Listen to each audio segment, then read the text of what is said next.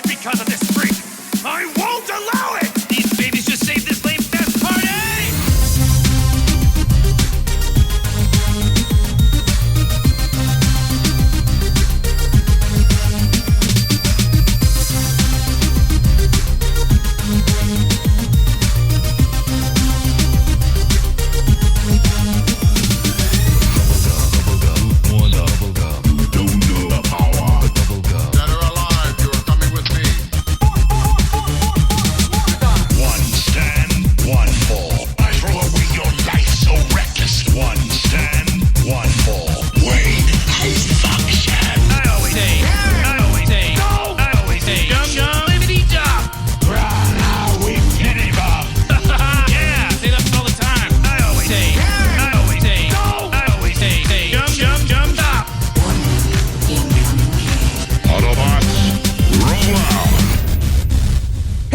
What's going on? You are listening to This Week in Geek.net, one of Canada's longest running podcasts. My name is Mike the Birdman Ashby, but I'm not alone.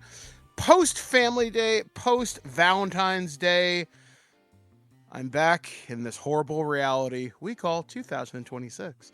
But I'm joined by my compatriot from the lovely city of Kitchener, Ontario, Canada. Alex, the producer, where it seems like every single day a new celebrity has died.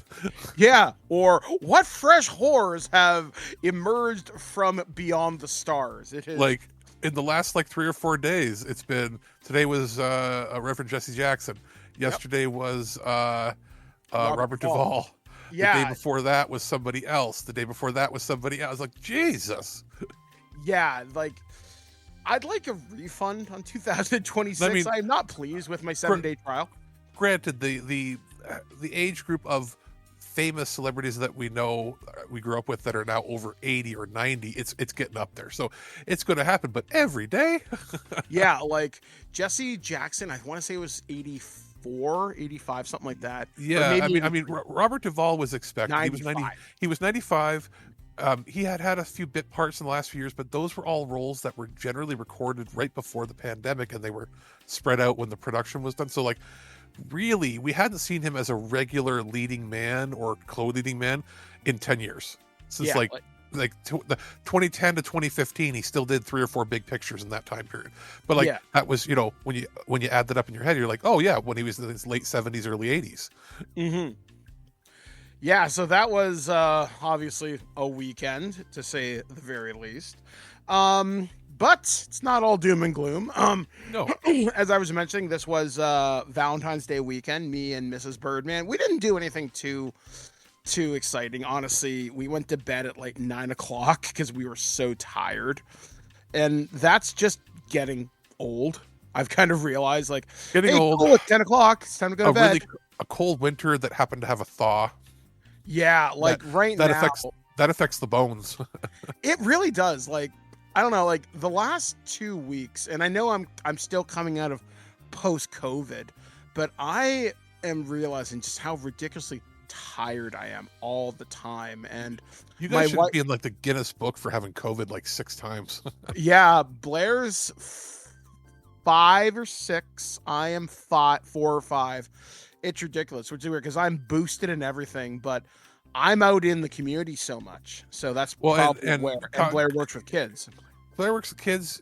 You guys have, in your case, compromised immune system, complex health issues. Add up to that. If you didn't have the booster, it's a different story. The booster, all that stuff makes it so that the most lethal combinations of stuff don't affect you.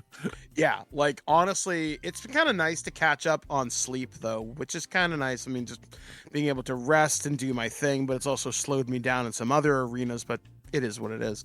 And then for Family Day, if you watched my Facebook or if you are part of social media on the Guelph Storm Trackers, which is the fan club, I did the Family Day game, which obviously I do the social media for that. But I also went on the ice for my annual skate every year.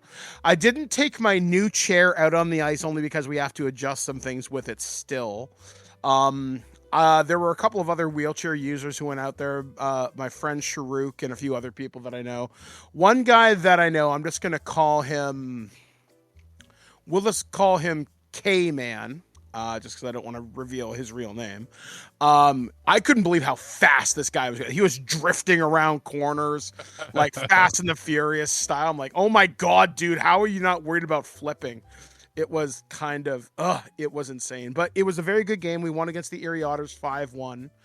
Other than that, though, what else have I been doing? I've been playing some pretty big games for review. I can't reveal what they are due to embargo. I think my embargo lifts at some point in the next 2 weeks or something. So I'll talk about that when I can. I've been doing some reading. I got some Star Trek books to review. I've been doing a lot of cool work on the new show you guys have heard, which is on Wednesdays now, called The Spellbook, which is the TTRPG show I've been doing with my friend Damien. Later on this week, you're going to hear an interview that I did with Alex and Steve from Green Ronin about Mutants and Mastermind. So that was a lot of fun to chat about that. Still playing my D&D campaign, which is really fun. And finally, I finished all of Invincible. The only thing I have to watch is the Adam Eve special that I think is 30 minutes or whatever on Amazon. That was, so you watched a little out of order then? No, I watched, because I think that takes place before season 3 or something. Yeah, it was what we had that 2-year wait between seasons. Yeah, so I finished everything. I have all the trade paperbacks up to 13. Battle Beast. He wants more. Yeah. There's no honor in fighting insects. I love when they're fighting in space and he's floating away and freezing, more. And then they're like Battle Beast he's probably fine, right? He can breathe in space, can he? And then you just hear more. He's fighting shit. That's a great character. Yeah, honestly, I'm so surprised how much I took to the series. I knew about it for years. I just never got around to it. And then obviously when Christmas hit and we were on our break, I'm like, you know what? I'm just going to dive in. I'll try it. Really liked it. Then I bought all the books. And then before that, I did the interview with Thomas Hairstrom and Adam Bradford, I think his name is, about the RPG that's coming out later on this year. And I was like, you know what? I'm really curious. I've seen the first season, but what else is there? And I was like, holy shit, this is so fucking cool. So I really got into that. So other than that, what else have I been doing? That's pretty much about it. I went to go see Iron Lung in theaters, which is the Markiplier movie that was made for $3 million. It's weird. It's Markiplier's Dead Space, and that's not a bad thing. I didn't hate it. I didn't love it, but I'm glad I saw it. And I think that's about the best endorsement I can possibly give it. Go see it if it's in your local theater, because I have a feeling it won't be there for long. Support independent cinema, of course. It was fine. Like I said, that I'll say it was fine. It's better than some stuff I've seen recently. It's better than Tron Ares. That's not saying much. What do you mean it's better than Tron Ares? Don't I like parts of that. Don't we have to put Chucklefuck in every single movie now? Which is so fucking weird, but there's a reason he was purposely not shown in the credits of the Masters of the Universe. It's because marketing teams know that he's poison, but he puts up financing to be a producer on all these movies, and that's why he gets in them. Yeah, I mean, I'll be interested because it's weird, and then I'll pass this over to you. I liked him in Tron Ares because he was more subdued, because he wasn't over the top. I've never seen a more conceited, self-centered actor in my life. Yeah, that I can definitely see. I can definitely see that. He thinks he's God's gift to humanity. Yeah, and I don't know. It's like I said, with Tron Ares, it was fine. If I had to say anything about Tron Ares, it was unnecessary. I see why it was made. The statement they're trying to make about AI and everything. Okay, fine, but I don't know. It doesn't feel connected to the other Tron movies because it's... You know what? I'm sure we'll talk about this on Future Imperfect because now we could, because now there's a full trilogy of Tron movies. No need for spoilers because nobody gives a shit about the Tron movies, unfortunately, and that is just that Tron isn't a part of the Tron movies. Yeah, in the like newest one at all. yeah, like he's mentioned, but that's about it. And they talk about the MCU and all this other shit. I mean, there's some cool shit that gets set up at the end, but it's like we're not going to see it now. So thanks for that. It's ridiculous. And yeah, that's my thought. So I will throw the ball to you. Yeah, I had my whole plans for the weekend where I was going to be doing review items and stuff thrown out the window when I got a message from the landlord and owners of my building saying, "Hey, the drainage pipe is blocked for the whole building. We got to turn off the water. We don't know how long it's going to be. And by the way, because your unit is on the line of where the pipe is and it's an old building, we may have to come in and excavate your entire apartment, cut into the wall, get into the shit pipe, and put new valves and stuff in it." And I went, "Oh no." And I just decided to leave for the weekend to go to my mom's.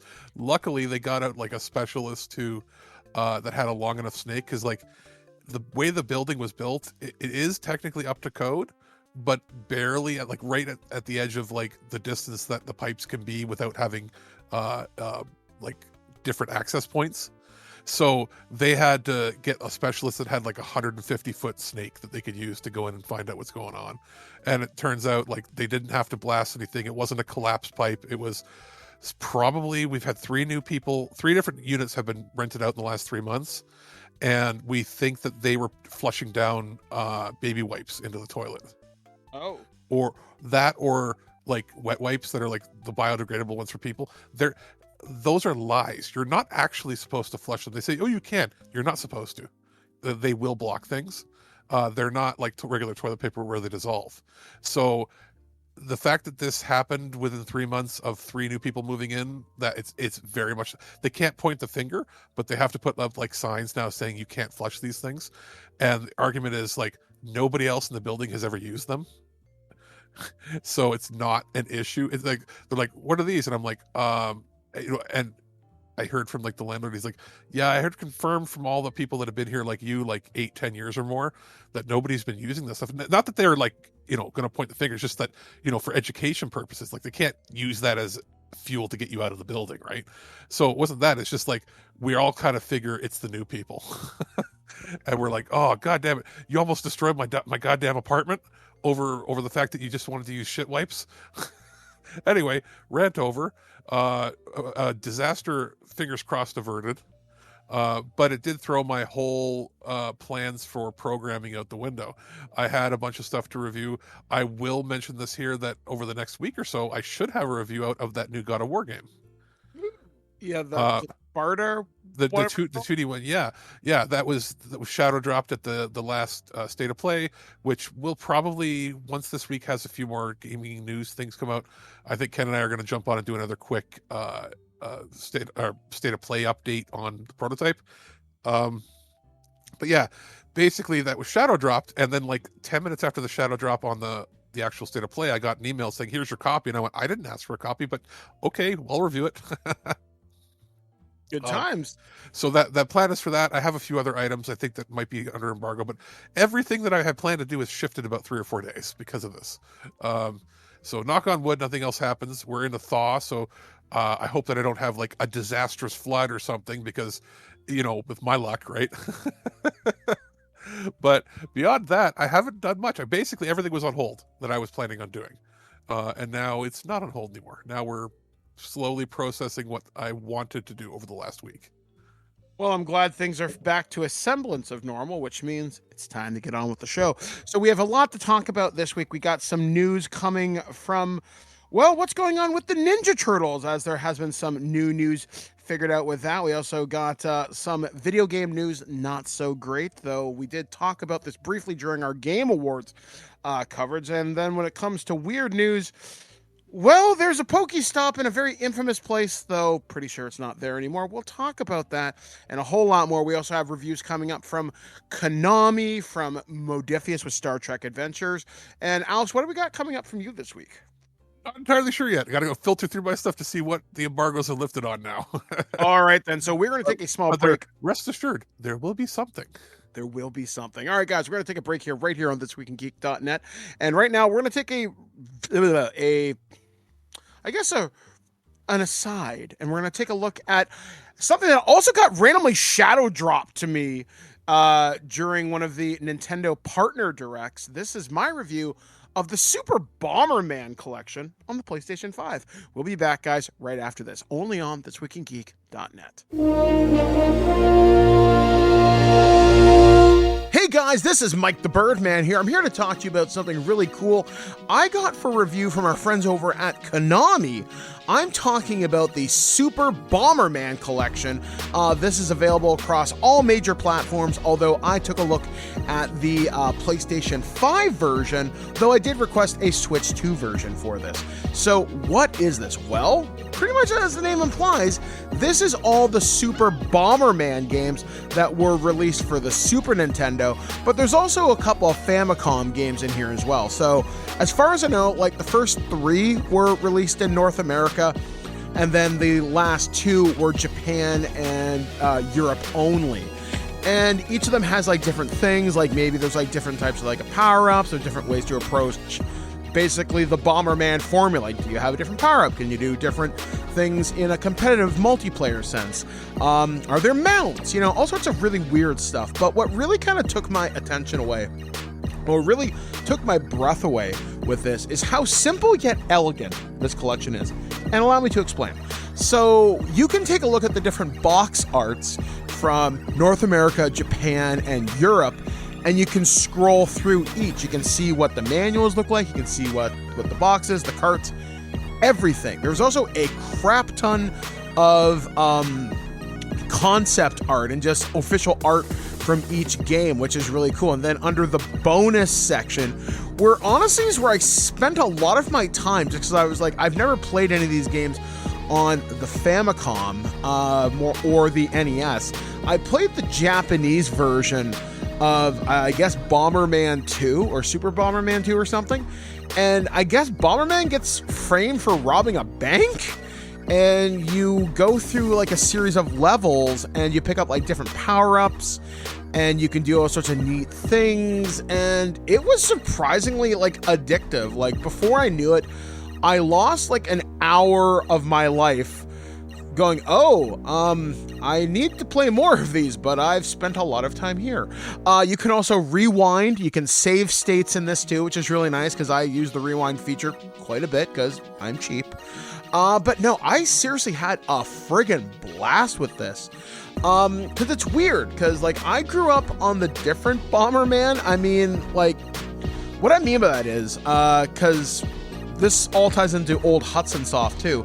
I didn't recognize the Bomberman graphic until I went to the original Bomberman that is included in this collection. Like, you're from the Lode Runner. You're the bad guy from the Lode Runner games, which is, I love that game. That was my first NES game ever. So that brought a huge rush of dopamine, and I had a really fun time with that. Yeah, there's like a music player in here, but it's seriously like all the games you're like, this is something I could see a lot of people getting together and just playing and just messing around. I know there was like a Bomberman that came out for the Switch a while back, and there's that atrocious Bomberman Zero that happened way back on like one of the earlier, newer next-gen consoles and stuff like that. I think there's even one for the 64 that was supposed to be like all gritty and weird, but no, this is cutesy Bomberman fun. And I did not expect it to take me with as much joy that it did. And it's kind of cool because this is eventually going to come out on physical. So you can buy the game now and play it now. But if you want to get the physical release, that'll be coming out in August, I want to say. But do shop around because different versions from different countries do get other stuff on it from what a couple of YouTube videos I've been able to watch. So you get like a stress ball. There's like a collector's edition with like stickers and like all sorts of other stuff with it. But yeah, look around though. But seriously, the Super Bomberman collection did a lot more for me than I thought it was going to. And I didn't expect to like it as much as I did. So seriously, Konami, this was an awesome stealth release. Kind of hope you'll do more stuff like this. And I don't know, maybe there'll be like a volume 2 in the future. But seriously, Super Bomberman collection on the PlayStation 5. I think it is a must own if you're into that classic Bomberman style of gameplay, if you like, getting your friends in the corners and trapping them, or whether you just like fighting the really weird bosses in this, I think you're going to have a blast. So Super Bomberman Collection on the PlayStation 5 gets a most definite recommendation from us here at This Week in Geek. The Prime Minister of Sweden visited Washington today, and my tiny little nipples went to France. Gossip, rumors, panic in the streets. We're lucky. This Week in Geek News. Well, thank you, me. That was my review of Super Bomberman for the PlayStation 5 from Konami. I didn't expect to like it as much as I did, and I was kind of surprised by that. So definitely worthwhile checking out, and big thanks to our friends over at Konami for providing a review code for us. But it's now time to gather around the campfire, kids, because it's time for the Nerd News Network, only on thisweekingeek.net. And our first story comes courtesy of prnewswire.com. And this one, I can't say I'm surprised, but we'll get into it. So, beginning in 2027, action figures, playsets, and accessories, vehicles, games, collectibles, roleplay, and more are set to roll it across retailers. Through the agreement, Mattel will also produce new product lines for the animated sequel Teenage Mutant Ninja Turtles Mutant Mayhem 2 for 2027, and a new untitled Teenage Mutant Ninja Turtles live-action / CG animation hybrid in 2028. Roberto Stanchi, EVP and Chief Brand Officer of Mattel, said, quote, Teenage Mutant Ninja Turtles is one of the most successful entertainment franchises in history. Partnering with Paramount on this iconic property marks a significant moment for Mattel and the brand. The enduring power of the Turtles lies in their ability to evolve with each generation, and we are excited to bring these characters to life in new ways. And then it basically just kind of goes into some of the history there. Obviously, this thing started back in 1984 with Kevin Eastman and Peter Laird. They were with Playmates Toys for like 40 years, where we've actually had a run-in with Playmates Toys for a while here on the show. We used to know Carl Aronian, who was the chief turtle officer at Playmates. As far as I know, he's still in that position. And with New York Toy Fair wrapping up this weekend, the last wave of the Playmates stuff has been revealed. And there's going to be some re-releases of the 2012 stuff, which is what I might actually go out and collect, because the 2012 is probably my favorite version of the Turtles. I know, blasphemy. And they also did a new collaboration. Them's fighting words with a lot of people, dude. It really is.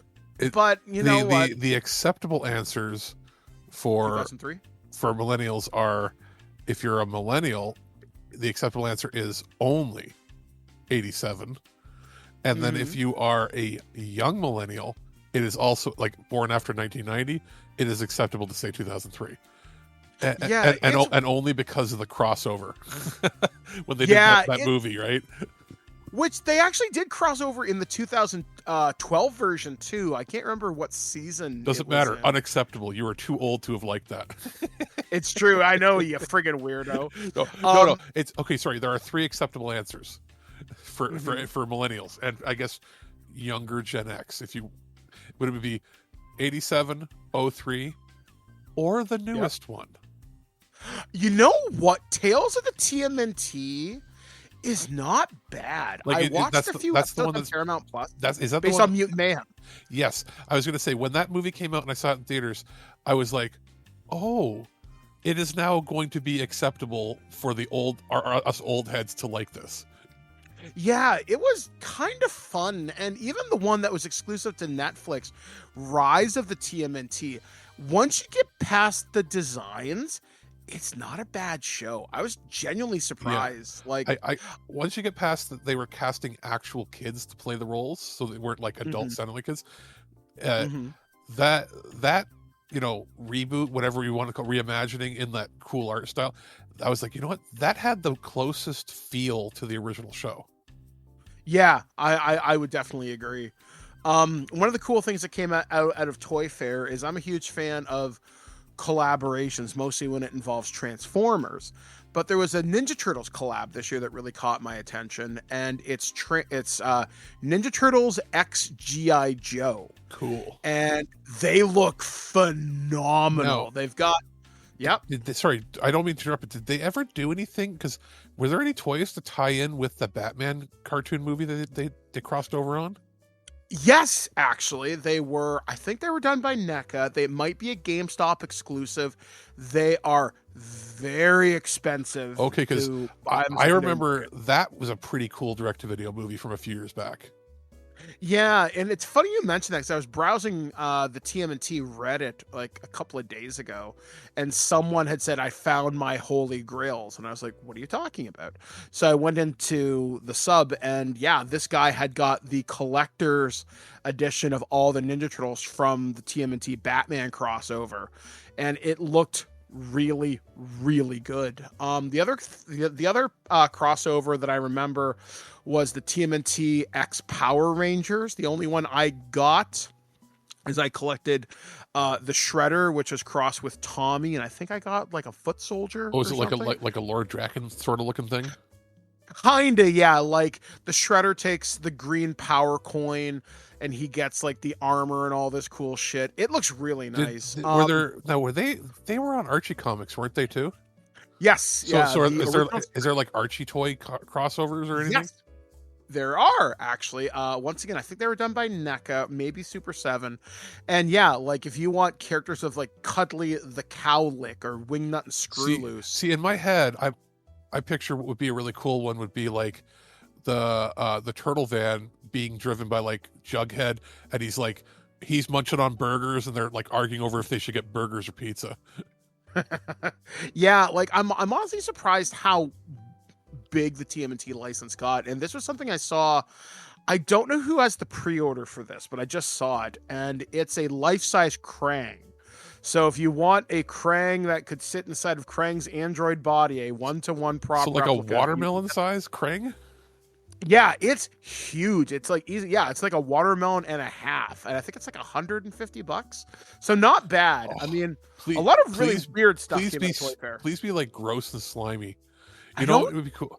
It'd be cool. Remember those? Was it Goosebumps had toys that had like gushy looking things inside of like rubber balls? Yeah, like if this was patented, kind of like if it had the texture of like a Boglin, where it's that weird rubber, but hopefully the stuff won't rot. Boglin, good lord! Like what are you, British and also over 45?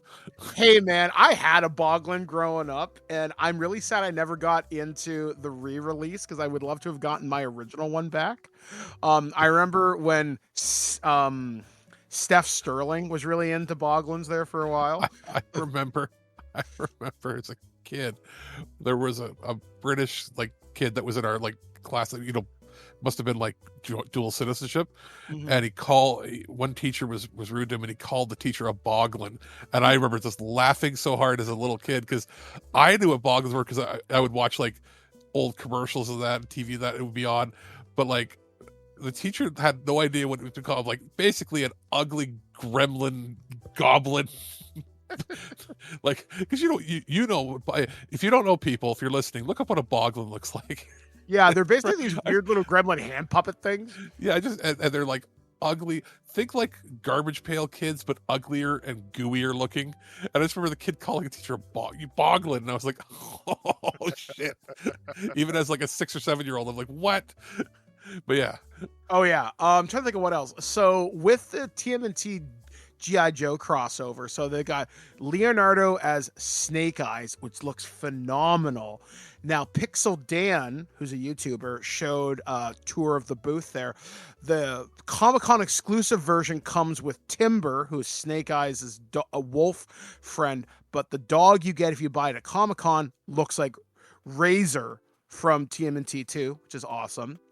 They showed off the Turtle Copter, which is based upon the Dragonfly, which is the G.I. Joe, kind of like this helicopter-like vehicle, not like the Tomahawk, which is the big helicopter. But if you buy it on Amazon, you get accessories that are exclusive to that version that turn Raphael into Wild Bill, who was the pilot for the original toy. And finally, you get the Shell Striker, which is based upon the Oz Striker, and you get an exclusive April, who looks like Scarlet. And the molding on these figures is phenomenal. Mikey is Shipwreck, which looks really good. I'm honestly surprised. Raph is Rock and Roll with the big machine gun.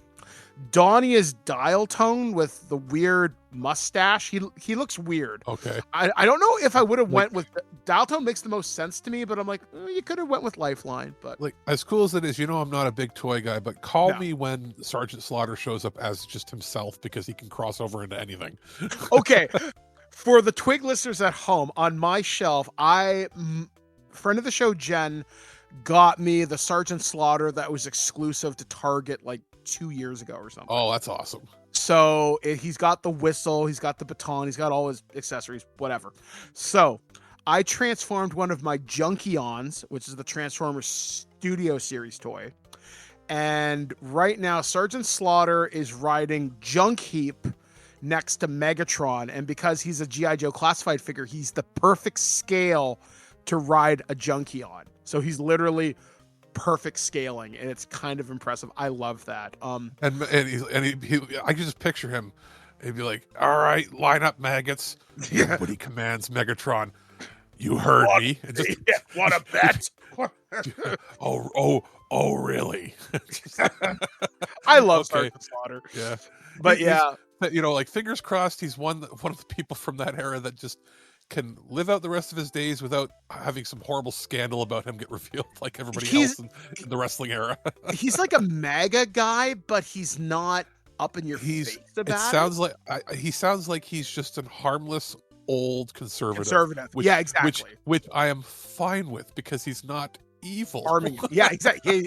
Yeah, as far as we know, he's not hurting anybody. He seems like somebody who genuinely likes to be good to people. He just has his own beliefs, which is fine. I just don't want to hear about him like fucking around with anybody, like that, and doing horrible things. So you hear like the $1 Million Man embezzled a whole millions of dollars in COVID relief and all this stuff. It's like, please don't do that. Please, Slaughter, let that not be you. Yeah, exactly. Please be simple. That's what we're asking. Can you be the one guy from the original WWF era that isn't, embroiled in scandals, other than like, I don't know, like Ricky Steamboat or somebody? But can you be like the one hero that doesn't turn out to be evil? Yeah, exactly. We just asked for one. All right, so our next and I guess Tito Santana, he was good. Like, I mean, as far as like the big heroes, like the biggest, and Andre.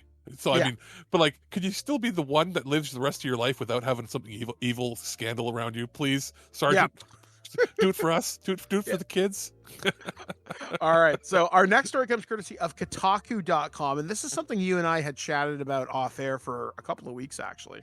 So Wildlight Entertainment, the studio behind the new not hero shooter High Guard, has reportedly laid off, quote, most of its team just weeks after the game launched on January 26th. I had no idea it had even fully launched yet.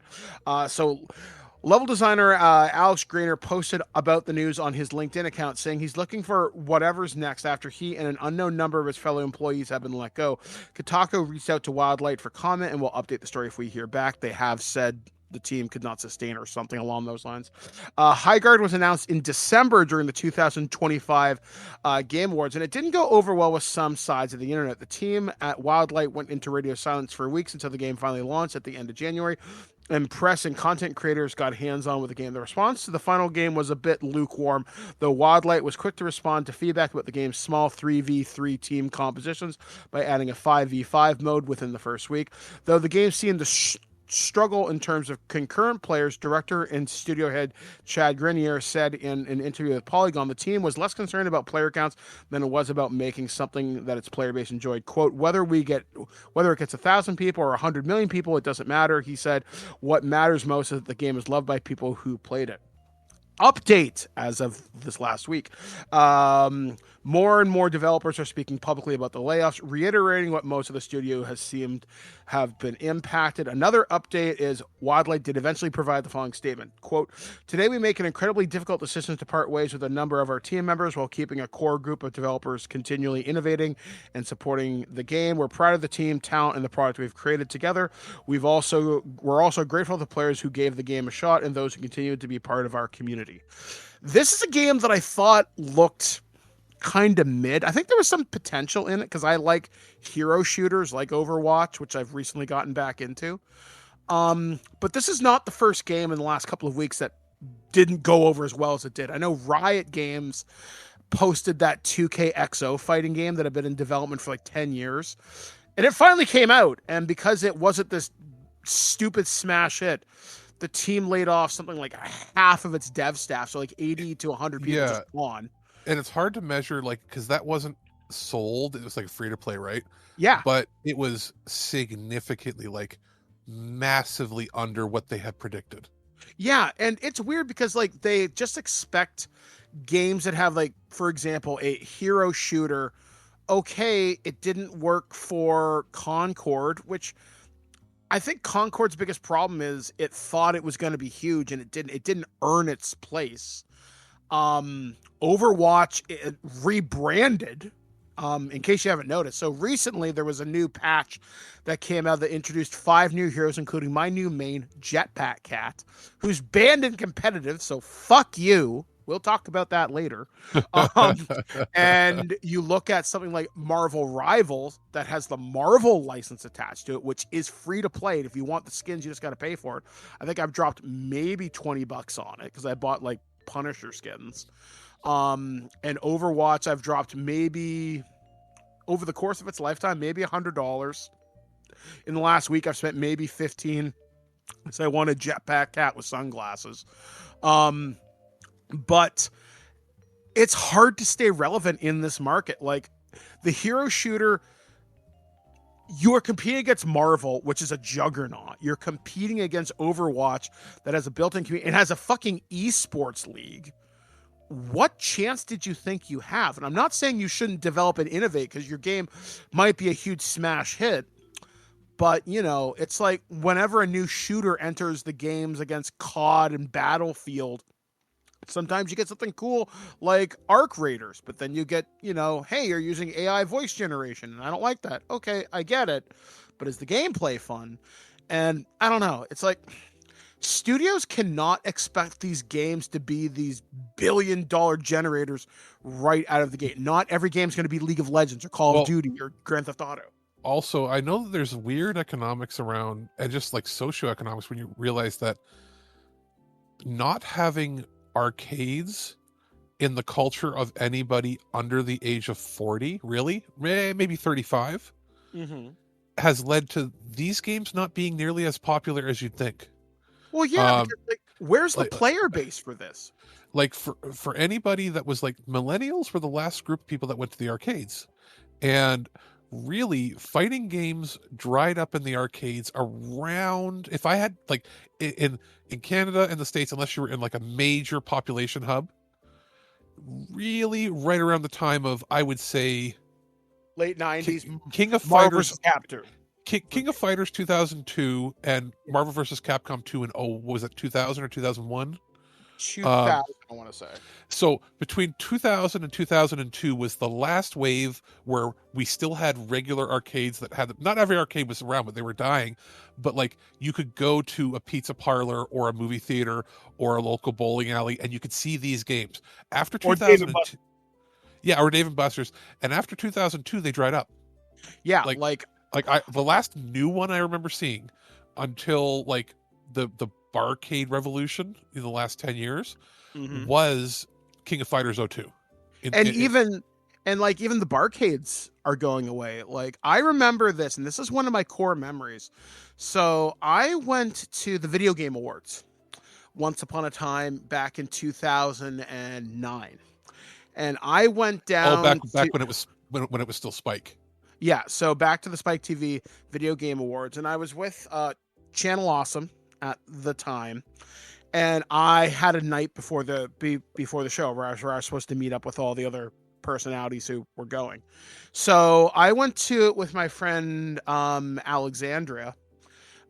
They've since changed that's their new name, we'll say. So we went to this Japanese candy cab arcade that was closing down. And it was easily 5 or 6 rows of Japanese candy cabs, all fighting games. And it was one of the most magical experiences I've had. Because, all the sit down like Sega style ones. Yeah. Okay. So she was playing Third Strike with me, and we were just beating the ever living shit out of each other. And when I flew out to LA, I brought my fight stick that I got from arcadeinabox.com once upon a time, which is the old Twig fight stick. I still have that, by the way. And it was something so special because I'd never seen an arcade that focused on that aspect of the community. Now, since that time, that was 2009, I got married in 2011. And my bachelor party was at a place called Palladium, which is sort of like Cineplex in Canada, their version of Dave and Buster's. Like there's usually like a movie theater with like a hop, skip, and a jump. To our American listeners, Palladium, it's changed many times, like the design a little bit. Palladium was originally Sega World. It was an official large scale, the largest arcade in maybe not North America, but it was the largest in Canada, and it was a Sega owned arcade that was built in like 92, 93, something like that, back at their height. Like we're talking Genesis moving into Saturn, or was it the Model V arcade boards? Like they built it when they were starting to build those Model 1 and Model 2 like Virtua Fighter era.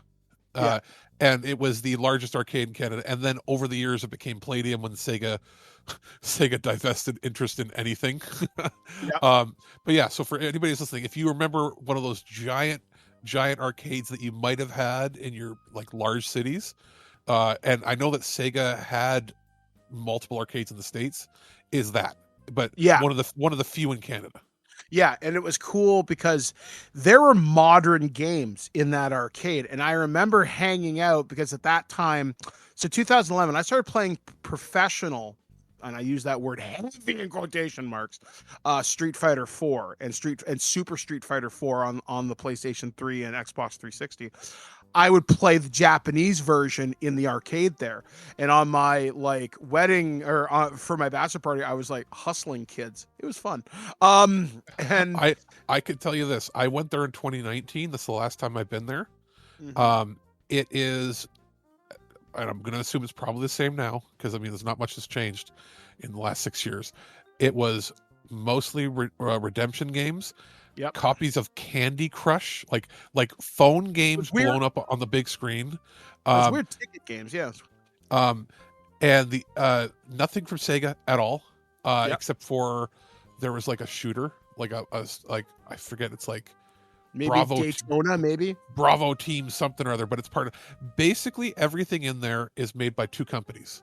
It's either made by Raw Thrills, which are the old Midway guys that make like Cruisin' and like they make all the licensed games that are like that, and they even do like Sega licensed stuff, or Namco. So there's like giant Pac-Man, like on like a 100-inch screen, that sort of stuff.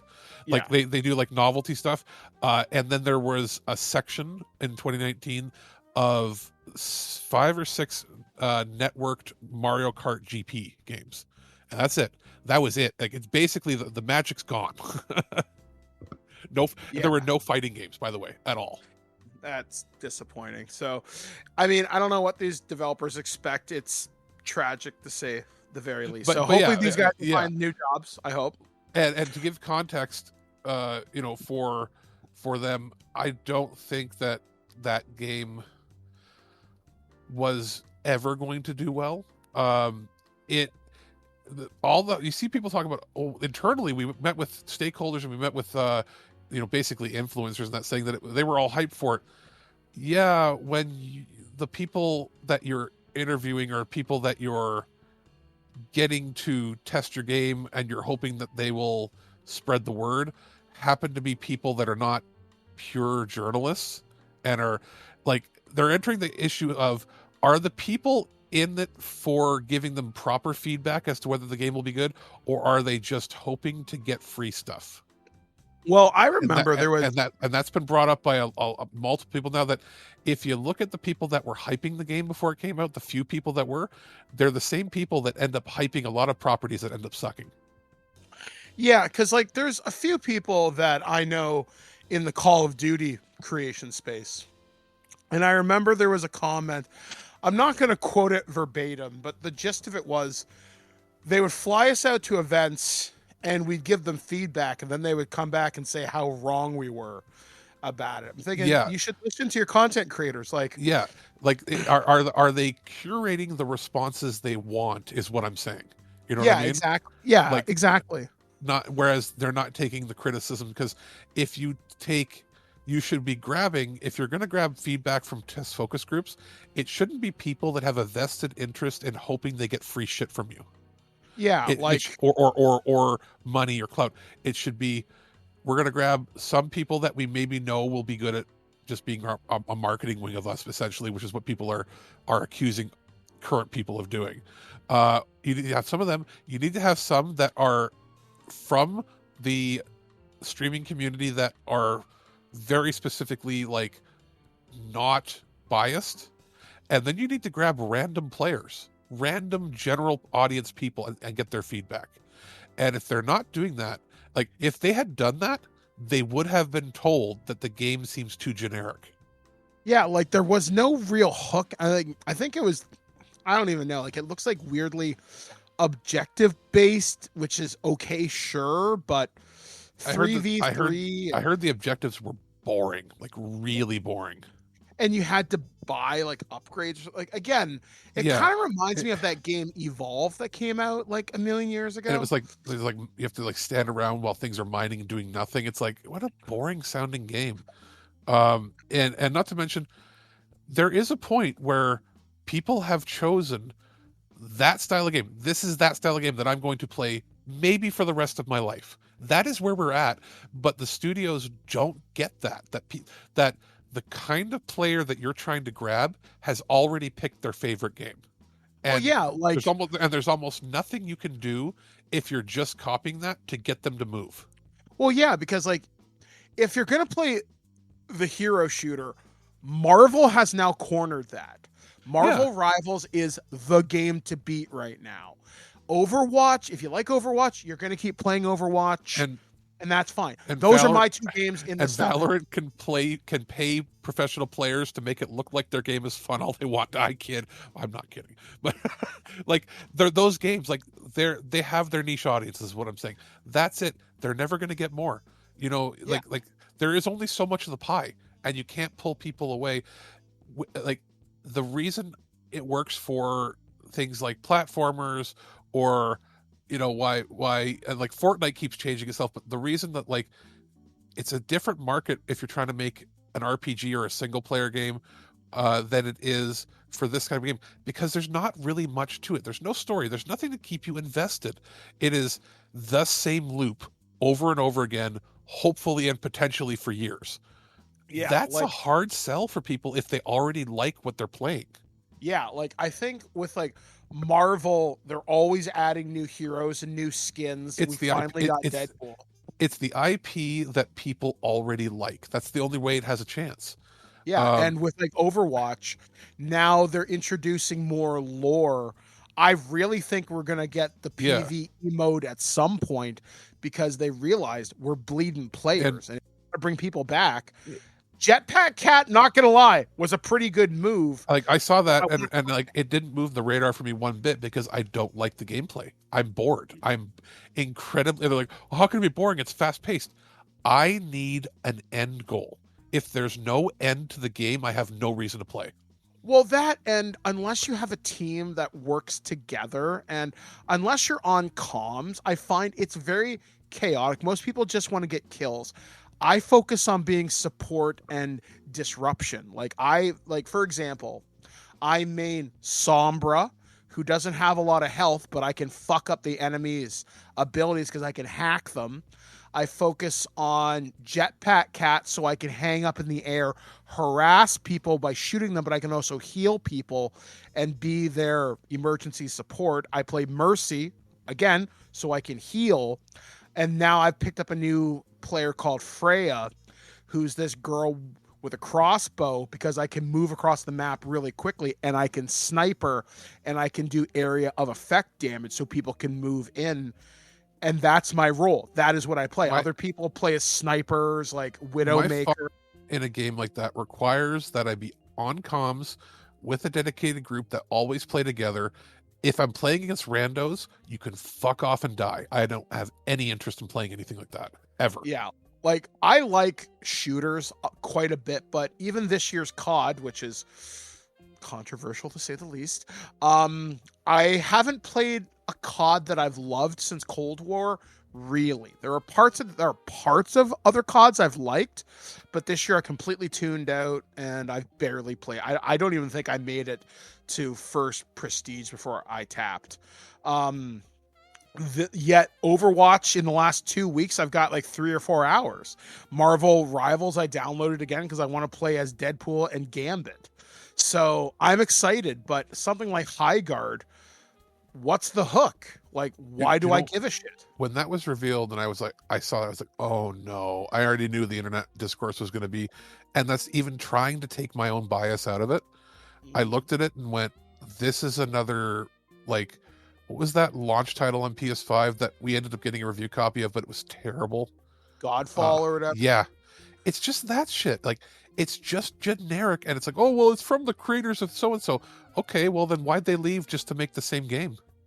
Yeah, I mean, and even Jeff Keighley had to come out and make a statement, if I remember this correctly. So if I'm wrong, Jeff, I'm sorry. He said he loved it, and that's why he chose to put it there. And it's like, why? Like, Jeff, okay, if it was for monetary reasons, I get it, but he says it wasn't. And if he's telling the truth and not being facetious, is Jeff losing touch with what gamers want?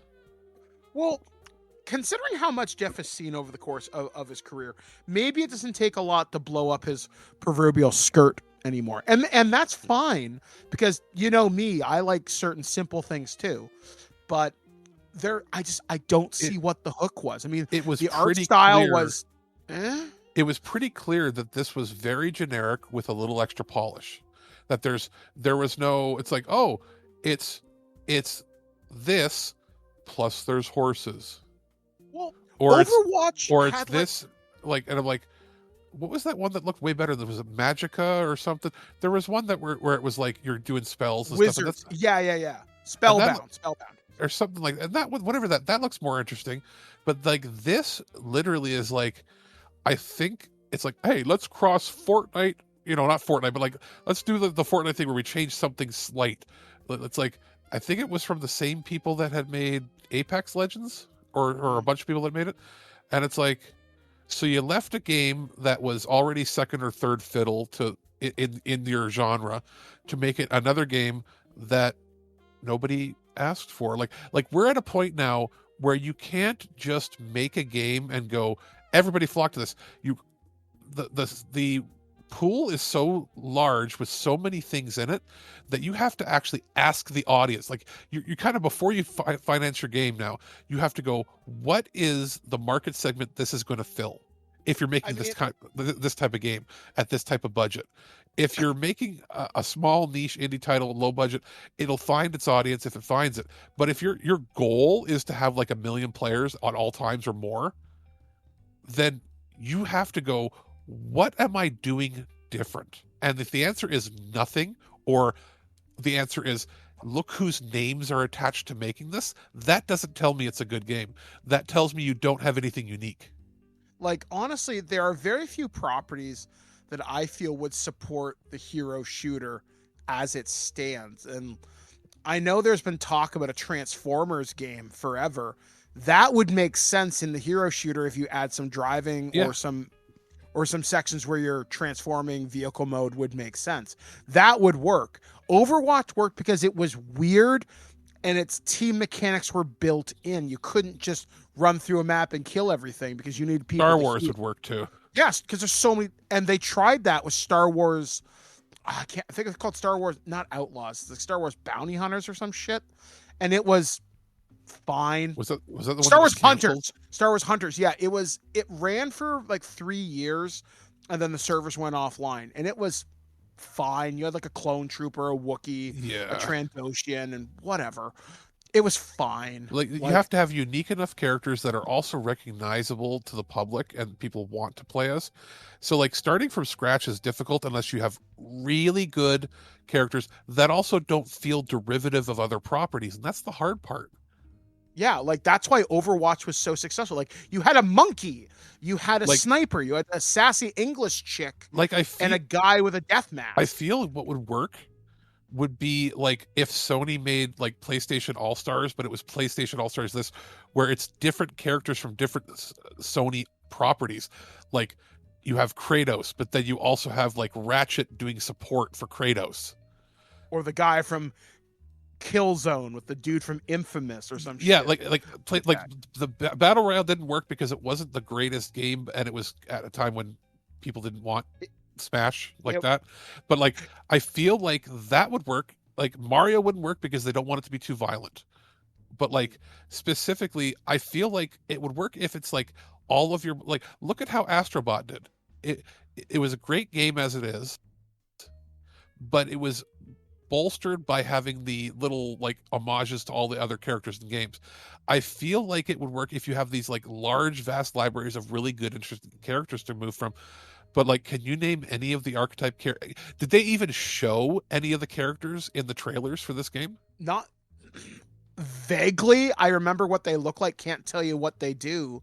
Yet with Overwatch and Marvel Rivals, I can tell you what most of the roles are just by looking at them. Like I know Tracer's recon. I know Winston's a tank. I know Jetpack Cat is support.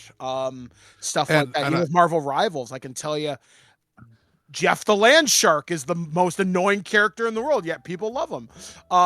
I can tell you things about these properties. With Highguard, no. Even with fucking Evolve, I still remember vaguely some of those evolutions. Even with Concord, I remember the garbage can guy.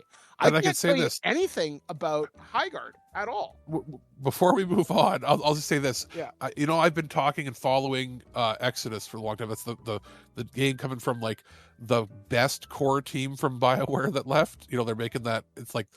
It's the essentially Mass Effect, but with time dilation in space.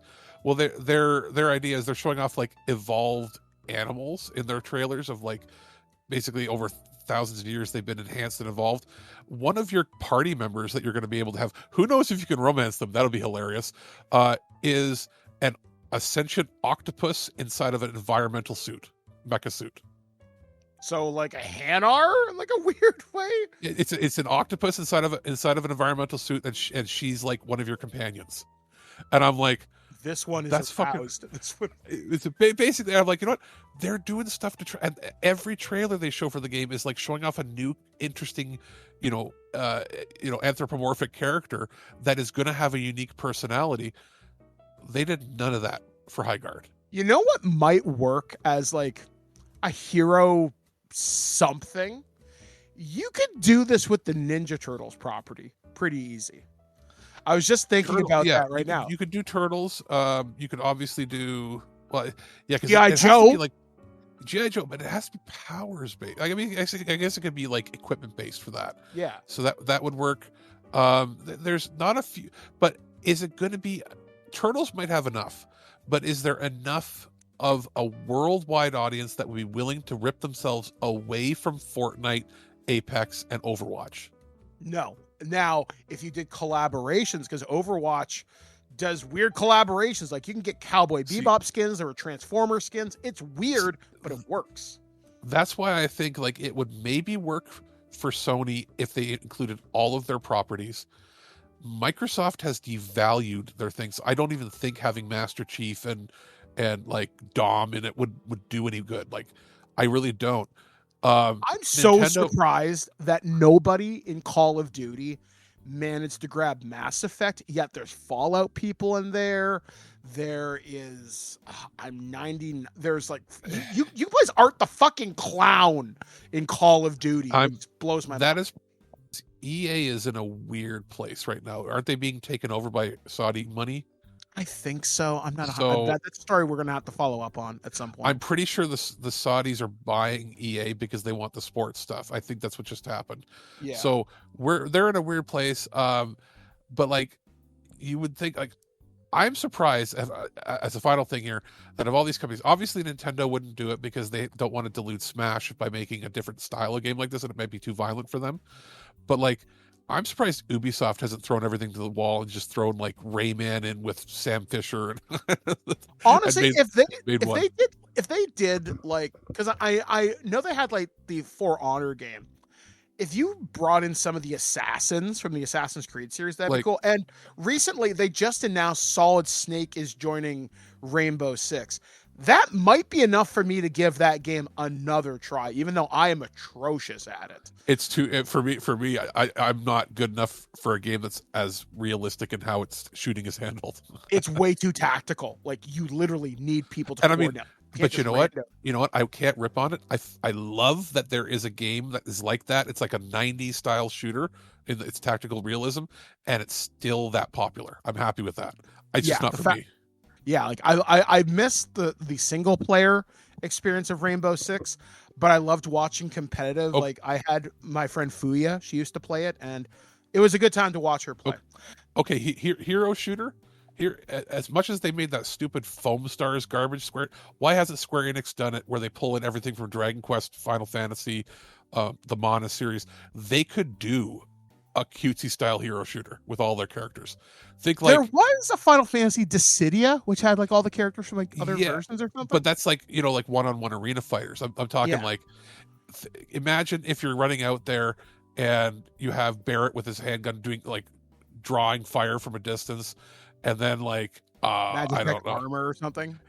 Like a Moogle in Magitech armor comes out and is like a tank, and then like off to the side you've got Taloon, the fat merchant from Dragon Quest IV, just like throwing heals on people. Like that would be interesting.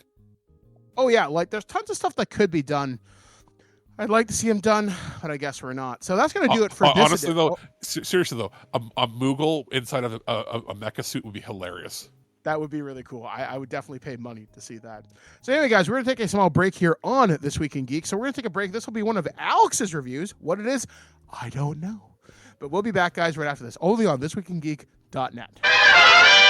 Hey, Alex, the producer here. I have a quickie review. Our friends over at PM Studios sent a review copy of ChromaGun 2 Die Hard for the Switch 2 to check out. I am been playing it a little bit over the course of the weekend.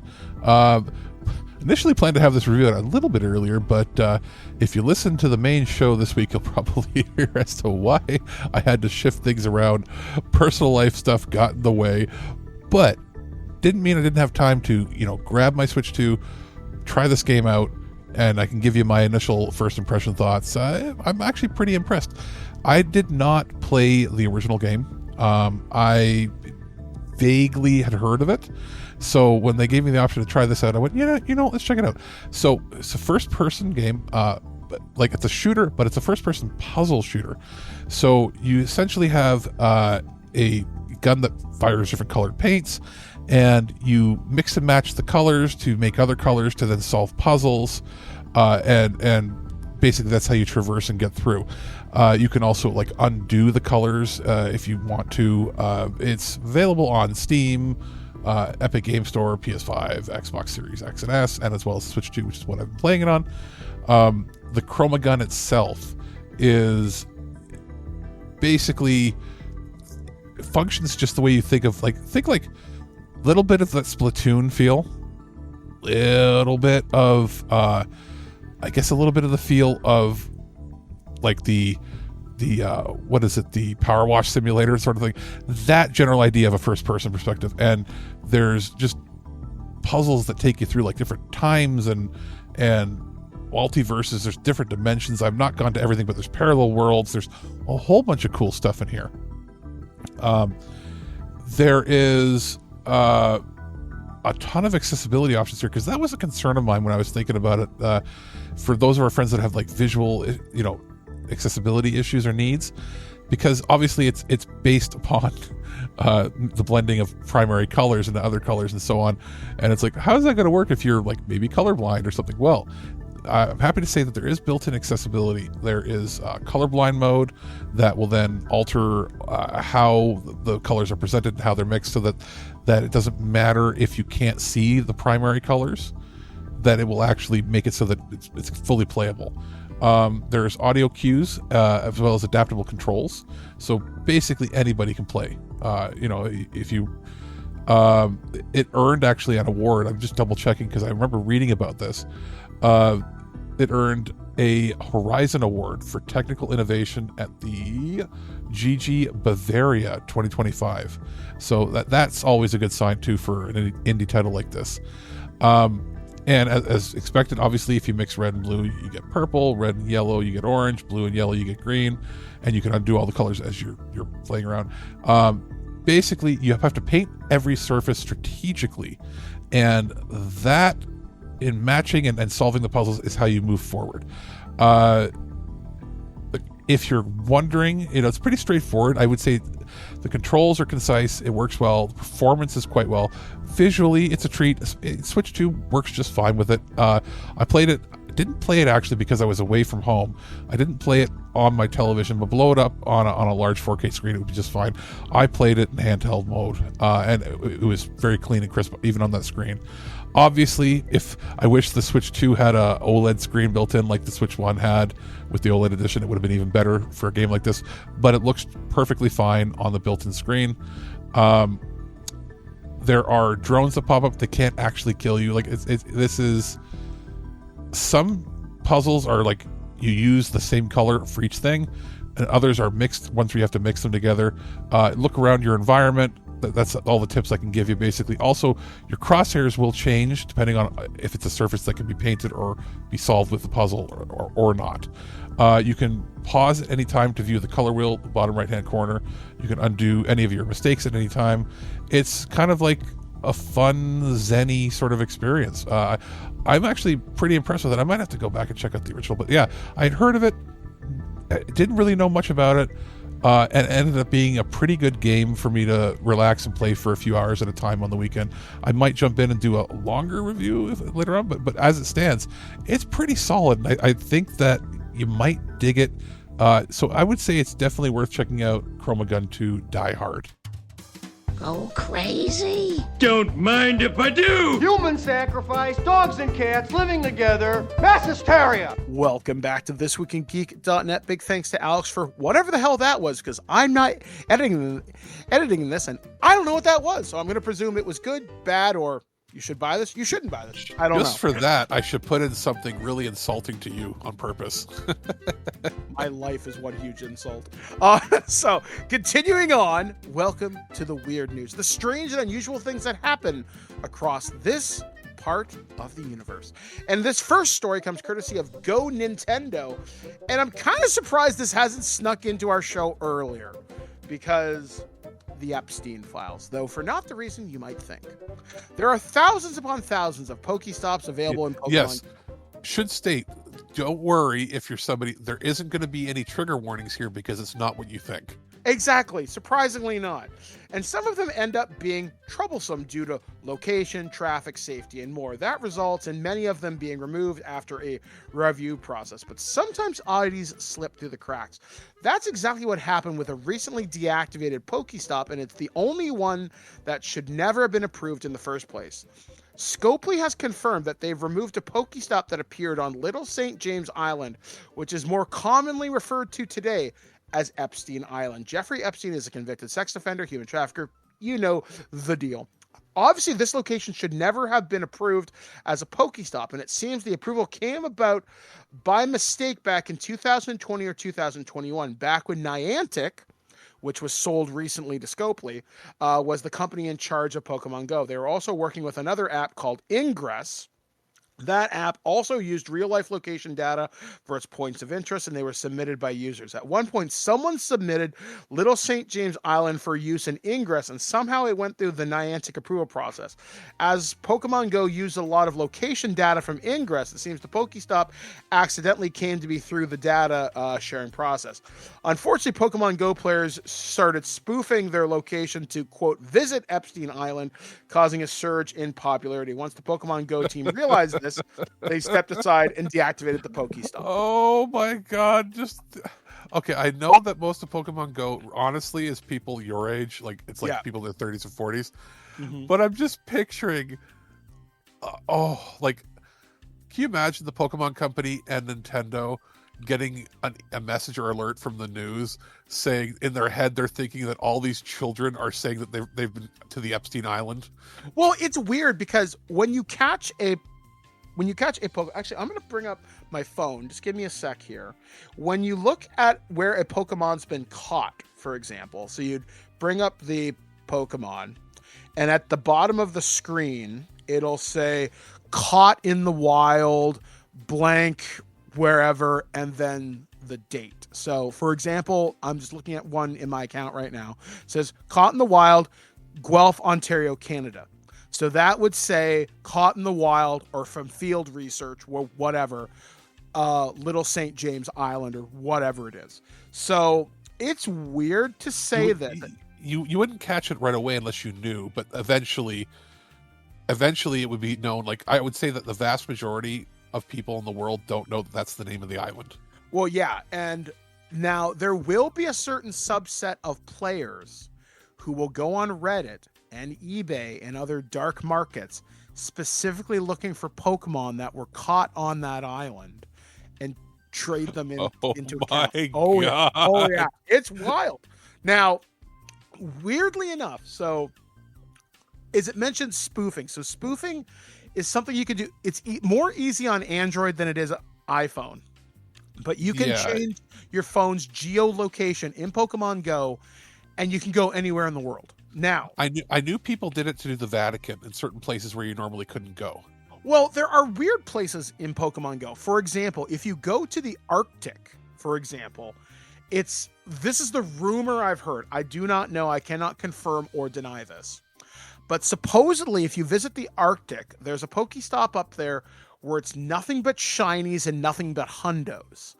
But if you catch anything up there, your account insta-banned. Now, because it's probably a testing thing unless they can prove that you're like one of the research facility people. Well, it's basically a thing. I think it's a safeguard to say, hey, if you randomly catch a Pokemon from this location, how did you get home so quickly? Well, yeah, exactly. Like if I would assume that if you're somebody working at an American or Norwegian or something research facility, in Antarctica, and if you catch it, like, I don't think you'd be blocked if for the next 6 weeks you're still there. Yeah, like how most people get caught spoofing is if you randomly, like, for example, Pokemon will hold these events in different countries around the world. It's usually like the Safari Tour, and it happens in like Seoul, South Korea. So if someone from Chicago at 2:00 on a Saturday afternoon goes to that event, catches a bunch of Pokemon for a few hours, and is randomly back in Chicago by 4 p.m.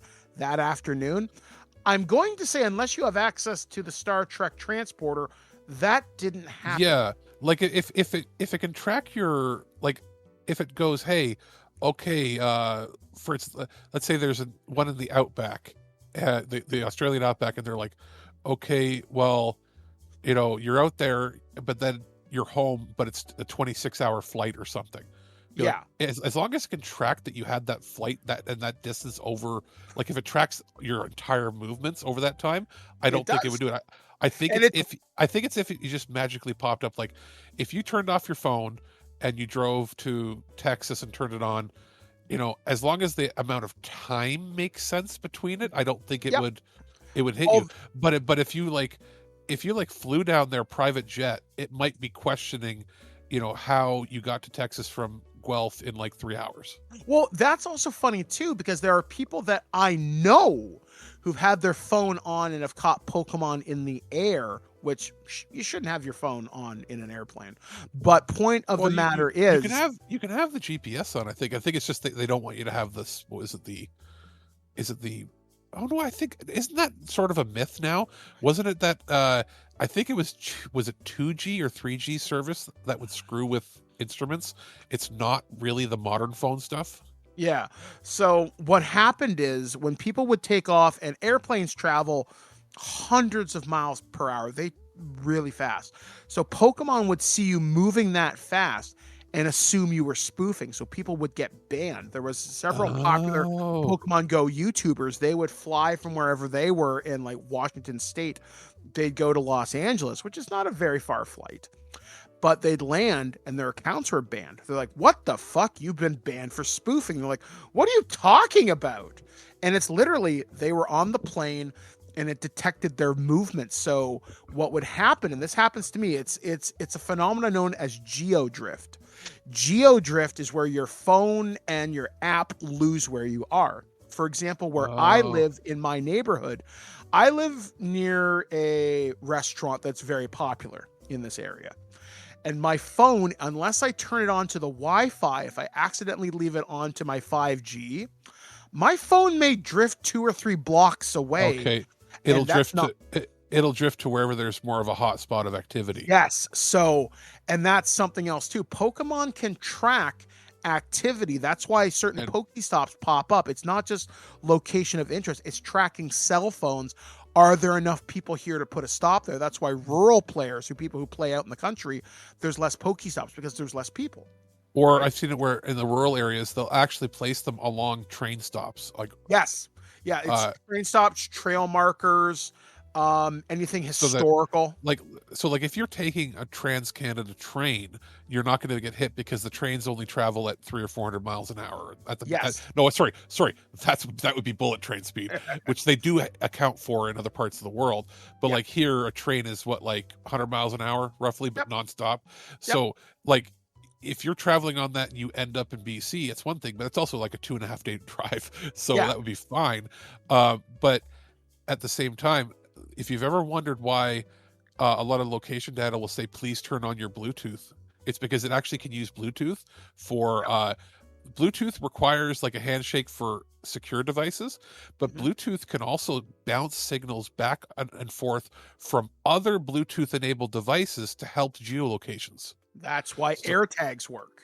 Yeah, because they bounce off of the frequencies and go, even if it doesn't know on its own what the device that it's talking to is, it can go, I'm 30 feet from this device, which happens to be connected to the internet, so it can help with the GPS location. So when you're outside, if you ever use an app that says, would you like to use high precision location, it usually requires either Wi-Fi on, or if you're not connected to Wi-Fi, it'll say, please turn your Bluetooth on.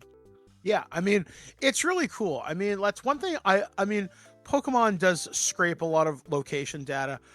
I'm not a Chinese government asset, so I don't give a shit. And there's nothing interesting on my phone anyway. If you saw my browser history, you'd be like, "Oh, that's interesting." But it would be like, that's what we figured. Yeah, exactly. It's like, okay, he likes that. He likes that type of girl. He likes that type of weird reading material. It's nothing scandalous. It might be like, yeah, that tracks. But yeah, it's weird. But with the fact that this got through the approval process, I'm surprised it wasn't noticed sooner, honestly.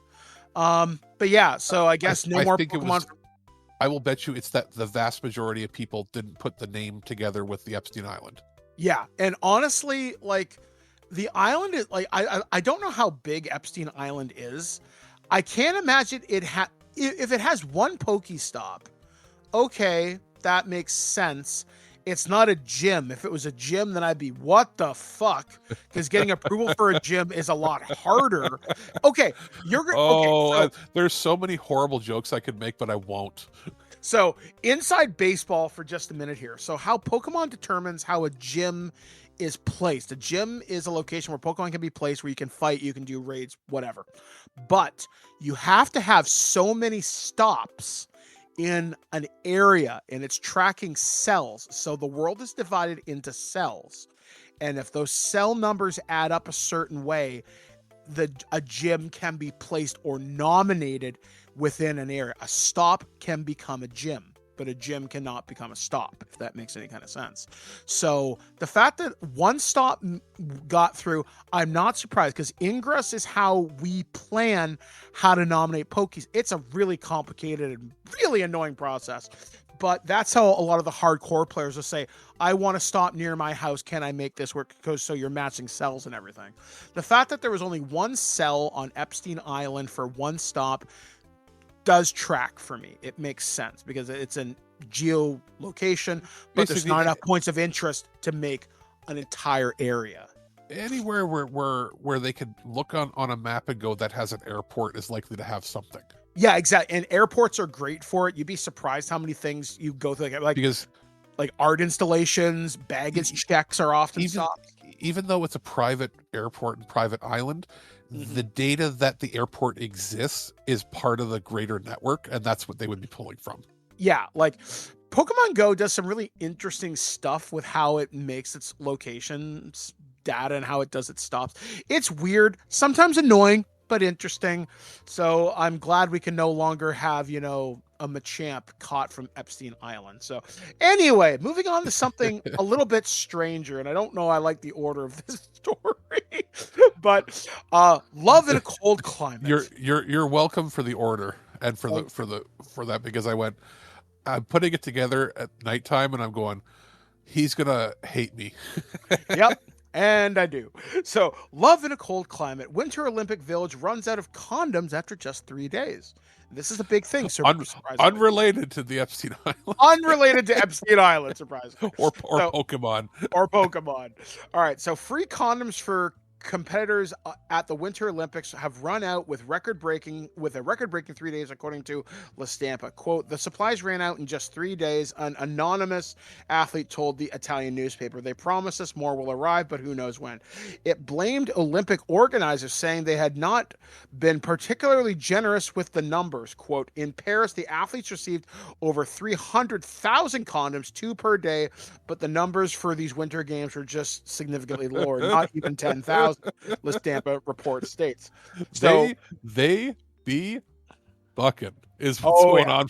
Like we always knew, we always heard that it was a thing where the Olympics is where a lot of men, women and women, men and men, whoever, end up hooking up. It's like the athletes, you're at the top of your game, you're finding other people that you're competing with, and sometimes rivals become more than just rivals, and it just happens. But also not just for that, it's the family members that get flown out too, and yada yada. But realistically, a lot of times there's a lot of hookups amongst these thousands of competitors. Well, yeah, I mean, it's a person you might see every 2 to 4 years, and yeah, you might see them at like a Pan America Games, or you might only see them like where you actively can hang out every 3-4 years. Yeah, and it might be just, maybe you've had the crush on this person for so long, and you watch the tapes of them playing, competing, or whatever, and you're like, you know what?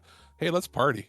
And you might want to party, and that's just what it comes down to. But I was laughing, and I'm like 10,000. I'm like, wait, but that's not that much when you consider that there's probably like 2,000 or 3,000 competitors total. Oh yeah. So according to the article, just under 3,000 athletes are competing at the Winter Olympics compared to the 10,500 at the Paris Games just 2 years ago. Last week, the governor of the Lombardy region, Attilio Fontana, insisted the topic should not be a cause for embarrassment. Yes, we provide free condoms to the athletes in the Olympic Village, he said in a social media post. Quote, if this seems strange to some, they're unaware of the established Olympic practice. It began in Seoul in 1988 to raise awareness among athletes and young people about sexually transmitted diseases, a topic that shouldn't cause embarrassment. I actually knew about that. I remember them talking about that in school, that it was one of the first things, like because remember, AIDS was still such a big, the stigma of how it was handled, especially in the States, with it being like, quote unquote, the gay disease.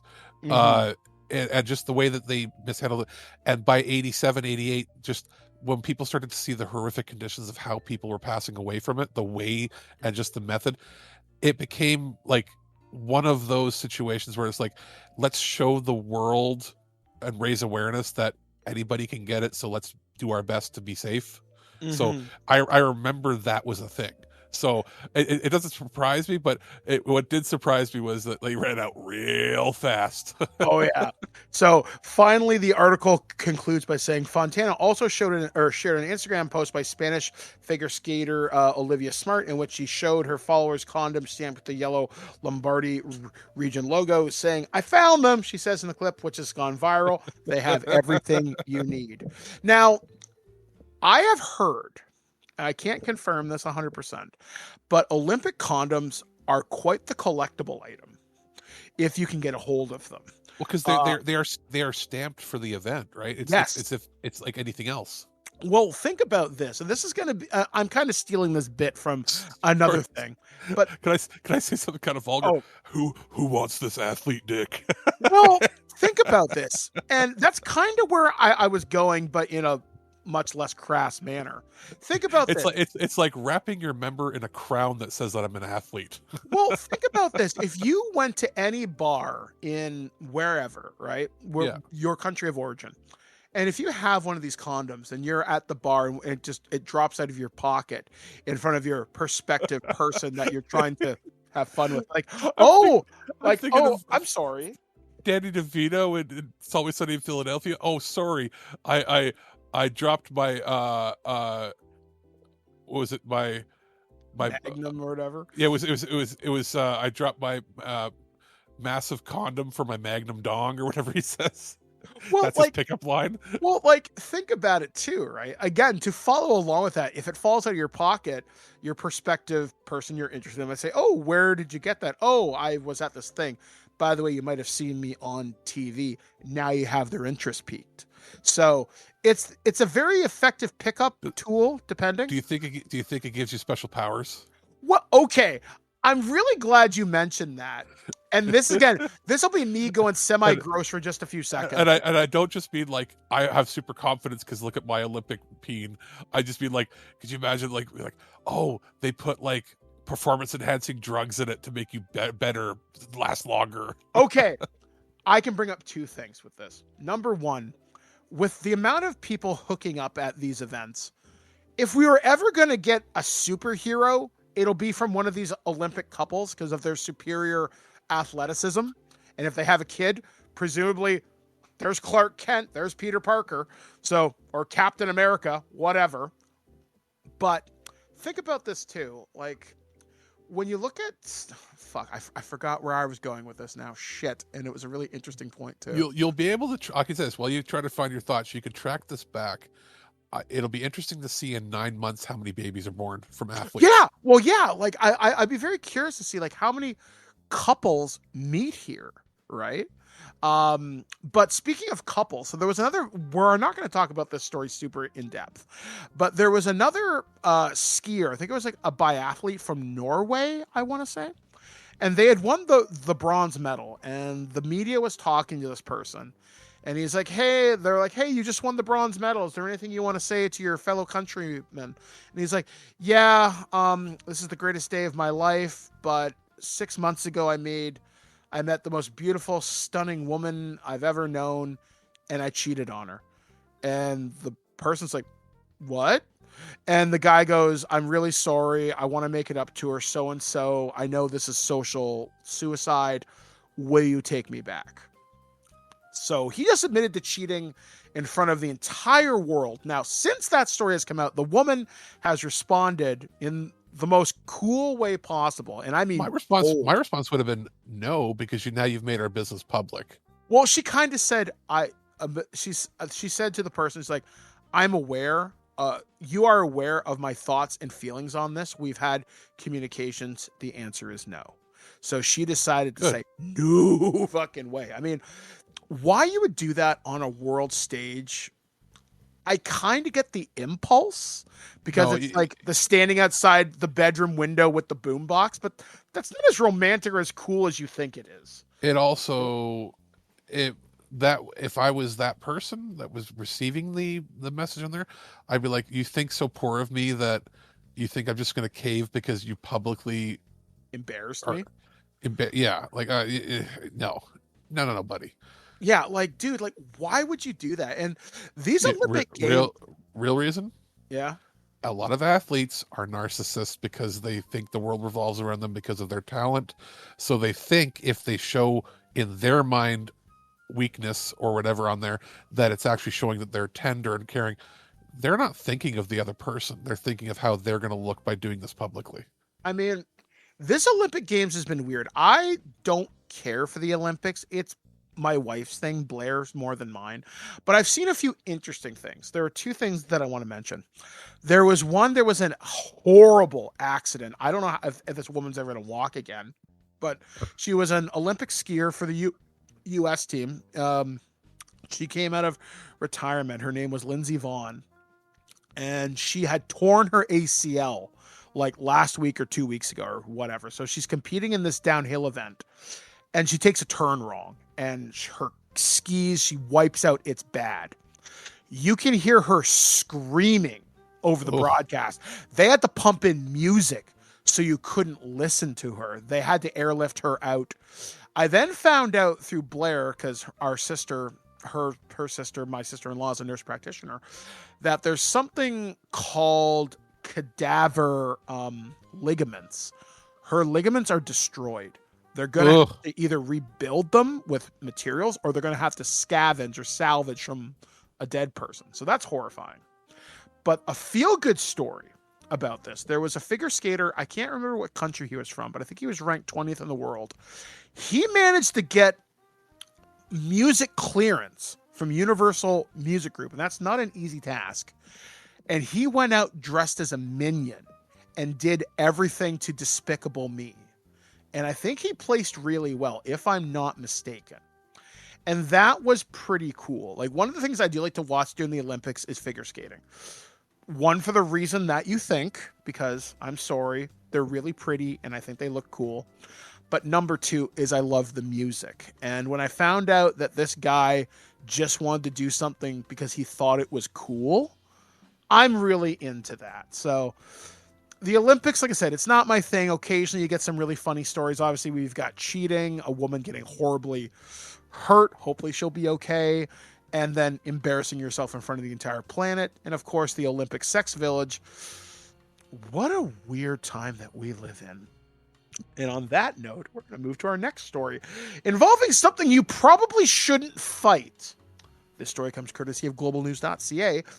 Sean Tuffle says he punched a moose multiple times, gripping its neck before shooting it to death to save his 70-year-old mother.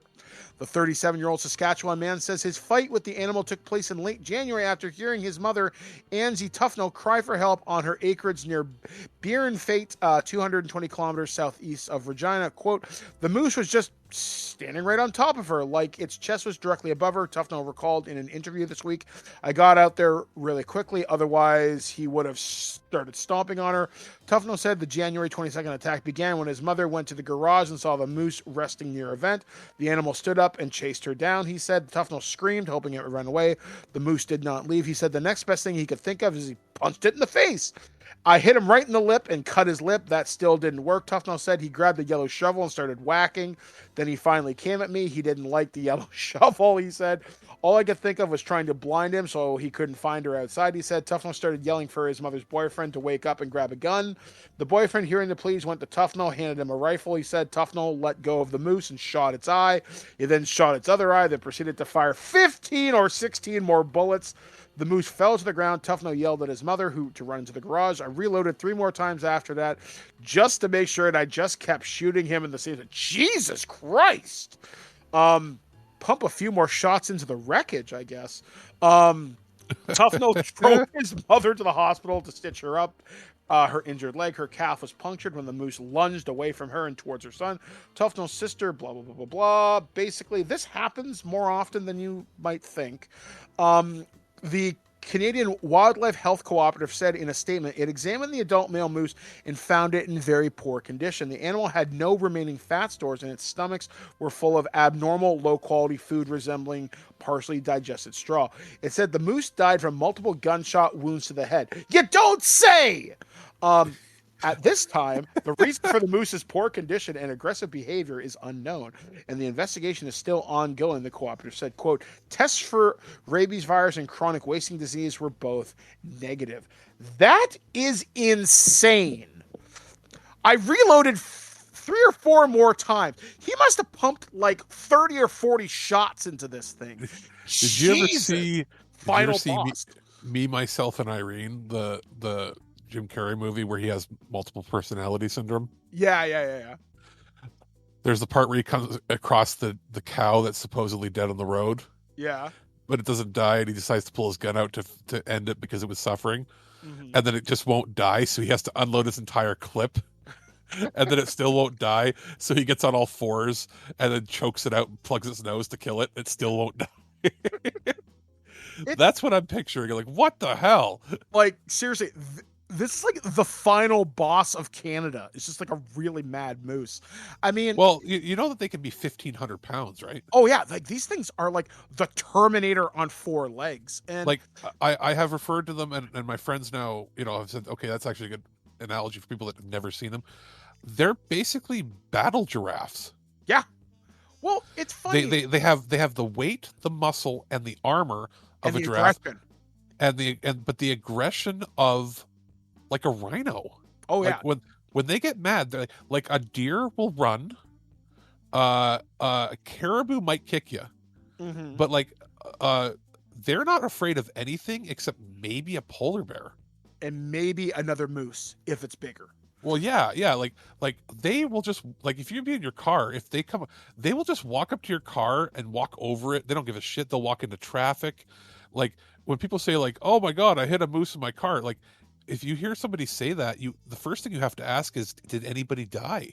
Yeah, Because like if you hit a deer and you have like a 4-cylinder compact car, you can crumple your car pretty bad. yep. But like people in transport trucks can like severely damage 18-wheelers hitting a moose. Have I ever told you my moose story in the 18-wheeler? No. Okay, so when I was probably around 14 or 15. Me and my grandmother driving across Canada. This is through Northern Ontario. And we're driving through Northern Ontario. We've picked up these teenage girls. Me and my mom were giving them a ride to the next town over. Back when hitchhiking was not dangerous, or Yeah. not nearly as dangerous. Yeah, so me and this like 60-year-old woman, whatever. So we drive past this this transport truck hauling lumber. And we see it stopped. We're like, okay, what's going on? And then we see the blood. The entire roadway was soaked in this stuff. And one of the logs had dislodged and went through the back of the cab. Oh, Final Destination stuff. Yeah. And we're like, what the fuck happened? And my grandmother slowed down, and I couldn't hear most of the conversation, but I remember her telling me later. She's like, Michael, a transport truck driver had hit a moose and one of the logs had dislodged. And rumor has it, the moose just walked away. Yeah, man.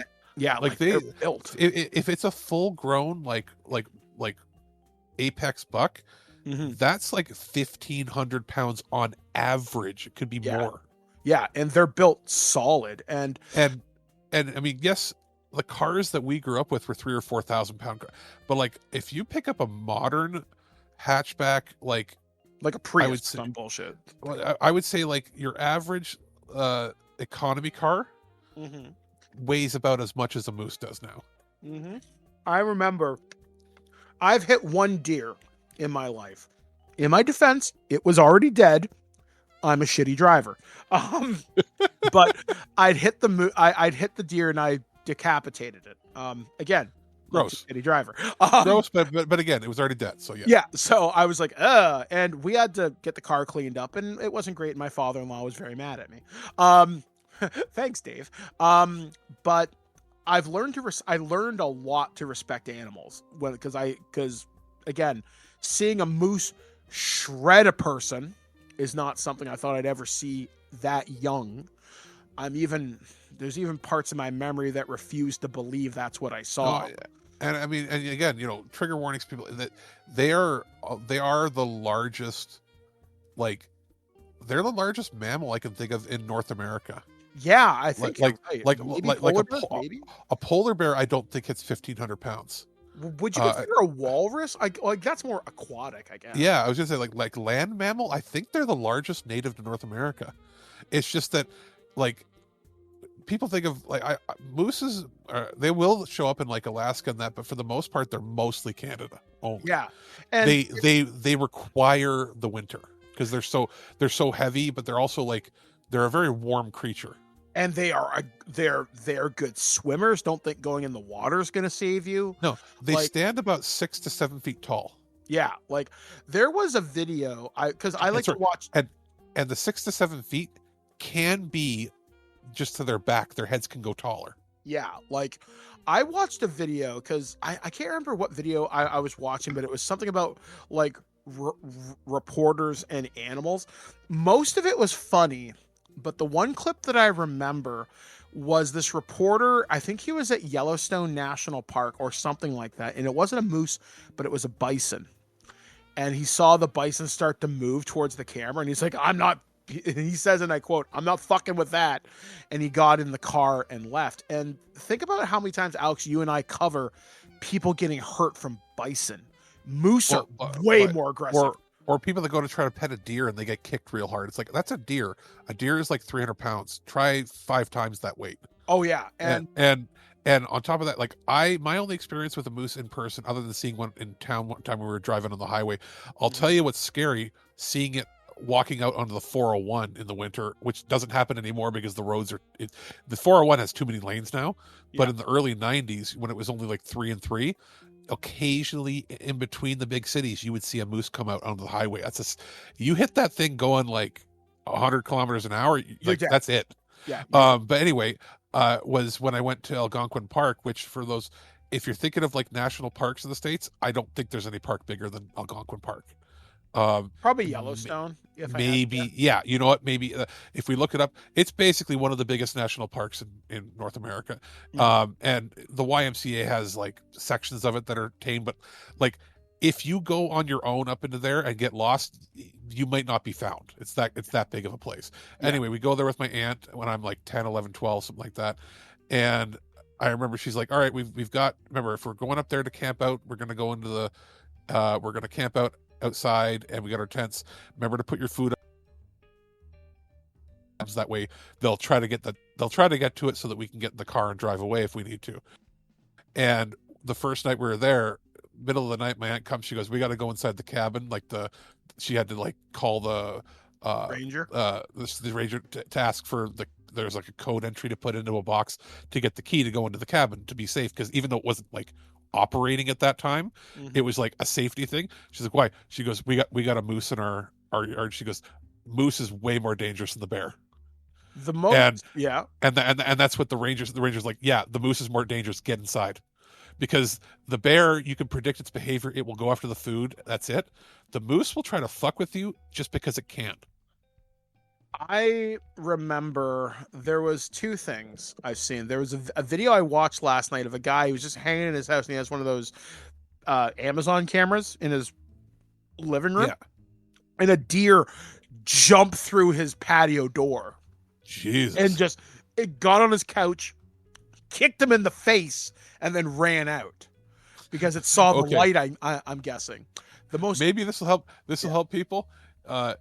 Think of a deer as like equivalent size to like a miniature pony that you ride around, that little kids ride around on. I'd say that's pretty. And then a moose is a Clydesdale horse. That's pulling a tractor or cement.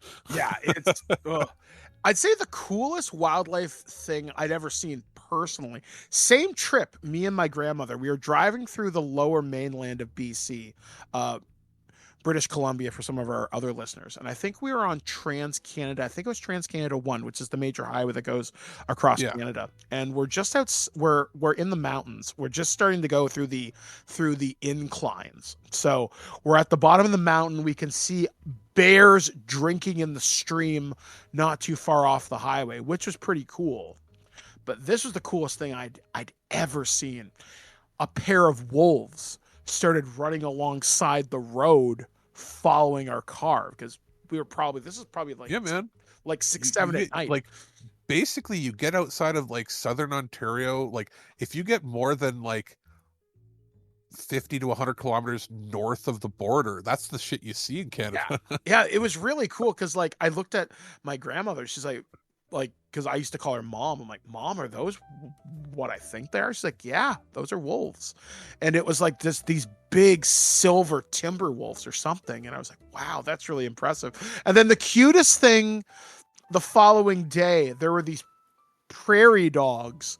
They're just hanging out on the side of the road. We drove by and like 6 of the creatures just all stood up and followed the car as we drove past. It was like something out of like a fucking Warner Brothers cartoon. It was so and that's like for those of you, if you're just city folk, like if you're just like if you grew up your entire life in Toronto, like to you that sounds like a thing. If you should really, if you're a city person, at least once go like a couple 100 kilometers north. Yeah, and just see the wonders of Northern Ontario. Like I may not be a skater. I never learned how to skate. I was never good on my ankles even before I had leg problems. But you know what? I don't feel less Canadian because I feel like I'm one of the few people from my generation that is from a city that has been ice fishing. Yeah. And as long as you ice fish, if you're not going to be a skater and not play hockey, at least ice fish once in your life to feel Canadian. Yeah, and as long as you feel comfortable on the ice, that's a feeling you really can't match, especially when you see people have like their big giant pickup trucks out on the ice. You see people with the giant ice drills and everything. Oh, I did go on a snowmobile when I was a kid once with a neighbor friend across the lake, which is exhilarating once you know it's frozen and actually safe. I think he wanted to go pick up smokes at the corner store that would have taken like 10 to 15 minutes to drive to in a car, but was like 2 minutes over the lake on the skidoo. When I was younger, I had a girlfriend and her name was Amanda. And I'd never driven a snowmobile. Not really. Like my parents had them, but I wasn't allowed to use them because old people. They are super dangerous though. Oh yeah, they are super, super dangerous. Like children really shouldn't be, like, until you're 12 or 13, you shouldn't touch them. So I'm probably in my early 20s, I'm going to say. So me and Amanda, and her dad at the time says, "Hey, Mike, do you want to drive a snowmobile?" I'm like, "By myself?" He's like, "Yeah, I trust you." I'm like, "Cool." So she lived in this place called Holstein, which is a lot of farm country. And I'm driving around on a snowmobile, and Alex, it was the most exhilarating experience of my life. And of course, I had to ruin it by being a nerd. I'm driving it and I'm revving it as fast as I can go. I'm easily booking like 60 miles per hour, if not faster. And remember, there's no roads. The road is the road you make it. Yeah. On those things. So I'm zipping in these fields, missing fences, dodging trees, frankly, not being a safe driver, but I'm having fun. And I remember coming in to get out of my snowmobile coveralls at Amanda's house, and I looked at her dad, and her dad's like, "So, did you have fun?" I'm like, "That was like driving a speeder bike from Star Wars. I want to do it again." It was so much fun. But yeah, it's like, but it is a certain feeling, and it's not like the feeling. Like, I've been on an Argo, remember, like the 6-wheel, when those first came out, I actually got to demo an Argo like in the early 90s when that was like a new product, because they were testing them up north, and as a kid I got to try it, with parents' permission and everything.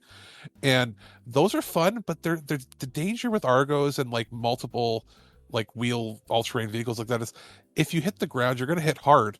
With a snowmobile, as long as you don't like smash into a tree or like fence. Or a fence, or go through the lake, if you were to get thrown, generally you're in like thick jackets and snow pants, and you're landing in snow. Yeah, it's not as long as you should be wearing a helmet. Yes, and actually, I was going to say I was. Yeah. So like, even though the neighbor's friend, he's like, "Here, put this on."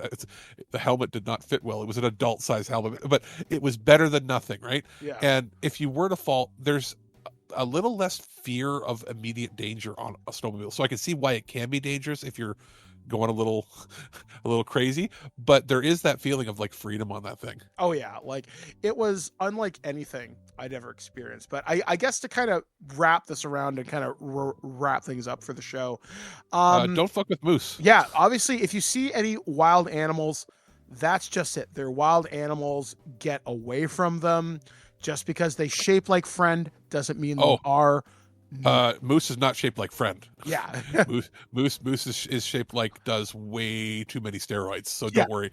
You will not get the feeling. The only thing that you might want to touch is like their fuzzy antlers, but it's like they're fuzzy, but they're deceptive because they will hurt you. Exactly. Do not trust them. So guys, we're going to take another break here on This Week in Geek.net. And for our final review, we're going to take a trip to where no one has gone before.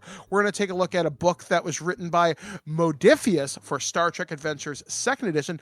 This is the Species Sourcebook. So if you've ever wondered what the difference is between a Sona and a Talaxian, well, we're about to tell you. We'll be back, guys, right after this, only on This Week in Geek.net. Geek.net. Welcome back, friends. It is I, Mike the Birdman. I'm here to check out something from our friends over at Modiphius. I'm taking a look at the Star Trek Adventures, the role-playing game. This is the Species Sourcebook. However, as a disclaimer, I do need to add that I am a freelancer for Modiphius. However, I did not work on this book. In fact, I didn't even know we were working on this till it randomly showed up in my inbox. So, that being said, let's take a look at the Star Trek Adventures, the role-playing game, Species Sourcebook. And what is it? Well, it's exactly what it is. It's a book of a bunch of new playable races and some other races that you maybe have seen throughout the Star Trek franchise in one form or another. But now here's full write-ups. Here's how to create characters. Here's their sample values, traits, etc., etc. And there's some pretty cool ones in here. Let me see. There's a bunch of these. Some of these I recognize, some of them I don't, just because I haven't seen each and everything out there. But, for example, you can play as androids. You can play as augmented humans, Binar, Breen, Bolian, changelings, Chameleoid, which was Marta from Star Trek VI, The Undiscovered Country, and that person from Section 31. We don't talk about that. You want to play as a hologram character. So if you want to play like Sam from Star Trek Starfleet Academy, you can do that. That's really cool. You want to play as the Jem'Hadar? We got you covered. You want to play as a Kelpian? You can also do that. You want to play as Liberated Borg? We saw that in the Delta Quadrant Sourcebook. That's cool too. You can play as Pakleds if you want. You can play as the Sona from Star Trek Insurrection, Talaxian, all the Xindi variants that there are. They even teach you even how to create original species. You want to play like the person who says, when the walls fell. You can do that too. It's really cool. Hell, you want to play an exocomp like Peanut Hamper. You can do that. So Cashew Basket. Why not? That's really kind of awesome. Just the fact there's so many different species in this 140-page volume. Again, I think it's kind of cool. Like, again, just having stuff that you wouldn't necessarily think about to play. Like if you want to, play as an Okampa or a Nausicaan, here you go. And just having it in one source book is really convenient. Now, this isn't every single species in the entirety of Star Trek. No, I imagine at some point we'll probably see a bigger volume of these, maybe like a volume 2 at some point in the future. Kind of reminds me of like a D&D player's option book, so to speak. Again, I really dig this. As someone who's running a Star Trek Adventures game right now for my friends, now if I want to randomly throw new crew members at them from different races, now I don't have to go sorting through a huge library of stuff. I'm like, okay, cool, got a book, give me 5 minutes, and now I can do it that way. Plus, with all the wonderful tools that the Star Trek Adventures community has at its fingertips, creating new characters with these new species will not be hard, and you can kind of mix and match and see what everything does. I think that is pretty awesome. So the Star Trek Adventures 2nd edition Species Sourcebook, I think it's a pretty strong addition to your collection, especially if you're a game master for this game, or even if you're a player and you just want to try out something new. You can do that. And like I said, just the fact that you can play as a dolphin or a porpoise or a whale, like they actually include, I think it's called Cetacean Ops. Like there's Matt from Lower Decks. You can do that. I think that's pretty cool. So I'm definitely going to be having fun throwing together some new player species here for my group. And when the USS Aronnax takes off into the Shackleton Expanse, you know what? Maybe I'll throw a lost Talaxian trader, or maybe they'll find a random Xindi colony that's just hidden out there beyond the washboard. So who knows? I'm looking forward to it. But either way, that is my review of the Modiphius Star Trek Adventures 2nd edition Species Sourcebook. Those magnificent bastards! Color me kooky, but something very odd is going on around here. You're not allowed to talk anymore. And welcome back, and thank you for joining us here on This Week in Geek.net, one of Canada's longest-running podcasts, if you can believe that, over 19 years at this point. So in this show, we've talked about the hero shooter, which I'm surprised how deep that conversation got. That could almost be a prototype in and of itself. We might have to make it a topic at some point of genre, like pick a genre like that and just have a discussion of what we do like, what we don't like, why we might not like it, what we would like to see if they were to continue. Because to me, it feels like it's the genre that should just go away. See, whereas I'm the opposite. I'm thinking if you're going to do it, you need to innovate. But still, Yeah. I was surprised how deep that topic got. Then obviously we had some fun with Pokemon Go's interesting choices of where to place stuff, and got into weird data collection. And then it's been a really, really good show. So to give you an idea on what's coming up on the site this week, on Wednesday, me and Damien are going to be speaking with Alex and Steve. They are some of the developers and minds behind Green Ronin's Mutants and Masterminds, which is currently in its 4th edition Kickstarter right now, which ends on March 5th. So still plenty of time to get involved. These guys are smashing through their stretch goals. I think we're going to get everything unlocked by the time the campaign ends on March 5th. And it was a really good conversation. So you can listen to that on Wednesdays. But if you want to, you can also go to cfru.ca and you can listen to the show live on 93.3, 250 watts of power from Guelph's University campus. And that's a lot of fun working with Damien, a proper villain, I must say. Other than that, me and Adam and Ken and Dave are doing some more evergreen loose cannons. So you'll hear those over the course of the next few weeks to few months. But we do have a big special coming up. We are going to finish Lord of the Rings Return of the King before the end of the month. That is the goal. And then the entire month of March, each week, you're going to get a new Ninja Turtle, because that's coming back to theaters for TMNT 2 Secret of the Ooze is going to be back in certain theaters. Plus, it's been like 40-something years since the original movie came out in the 90s, which is insane to really kind of think about. And obviously with TMNT changing hands this year from Playmates to Mattel, I think it's kind of appropriate. So I'm really looking forward to revisiting the Heroes and a Half Shell. Other things to note, I know you and Aaron have some stuff on the back burner, but we don't know what's going on there just yet. Yeah, it's been me a little bit dragging myself, but also I want to get some stuff prepped first, and then he and I are going to sit down and do stuff. We're sort of doing our own things at the moment, but we are going to get the show running probably by the end of the month. Yeah, and like it's weird because now we have like separate. All of us have separate crews and separate work schedules, but we're now working towards a goal. It feels like the Avengers are formed and we kind of have our meetings all kind of lined up. Like, here's your release date. Go out there and fight Ultron or whatever. I'm going to draw up, like, do some mock-ups of some pod art for the different shows, like some ideas. And then I'm going to use, I might use some AI tools, not to like generate the art, but to be like, hey, can you show me some options that look a little like what I've been doing? Or could you touch up what I've drawn? Like, yes. if I'm drawing something that's uniquely mine, and I'd be like, hey, I've got some line issues with this. Can you fix this up for me? I might do that and try it out, because we the options are obviously hire friends or people we know, or people on like Fiverr or something to do some artwork. You never know how it's going to turn out, but for at least the mock-ups, it's not a bad idea to get some general ideas. And that's my goal, is I want to have, before I start out with more, prototype might be the easiest one to do, but for Turner Treasure and for Future Imperfect and that, I want to have a few different ideas of what might look good but also look unique, because if you use AI to do it, it's going to pull it, and like if you ask it to generate it from scratch, it's going to be something that I'm not morally okay with, because it's going to pull it from other people's art.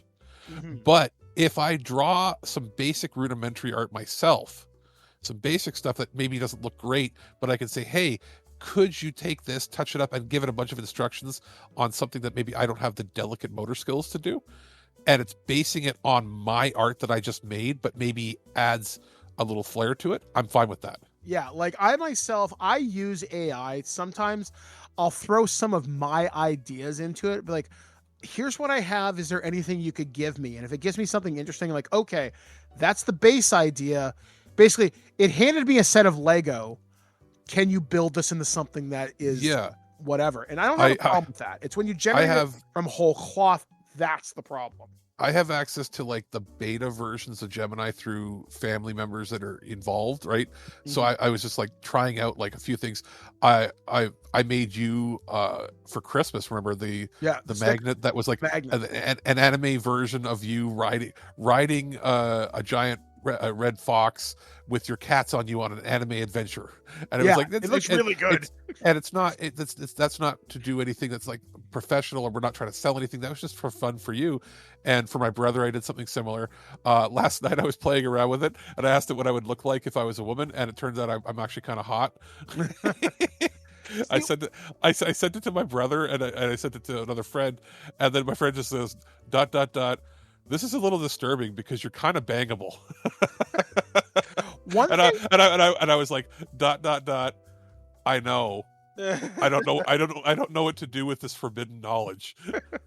I mean, one thing I've done, because I do a lot of writing for other properties, not just my Star Trek stuff. And sometimes one thing I like to do is I take my story, I'll drop it in there, and I'll vibe check. And that's what I type as my prompt. Like, is this consistent?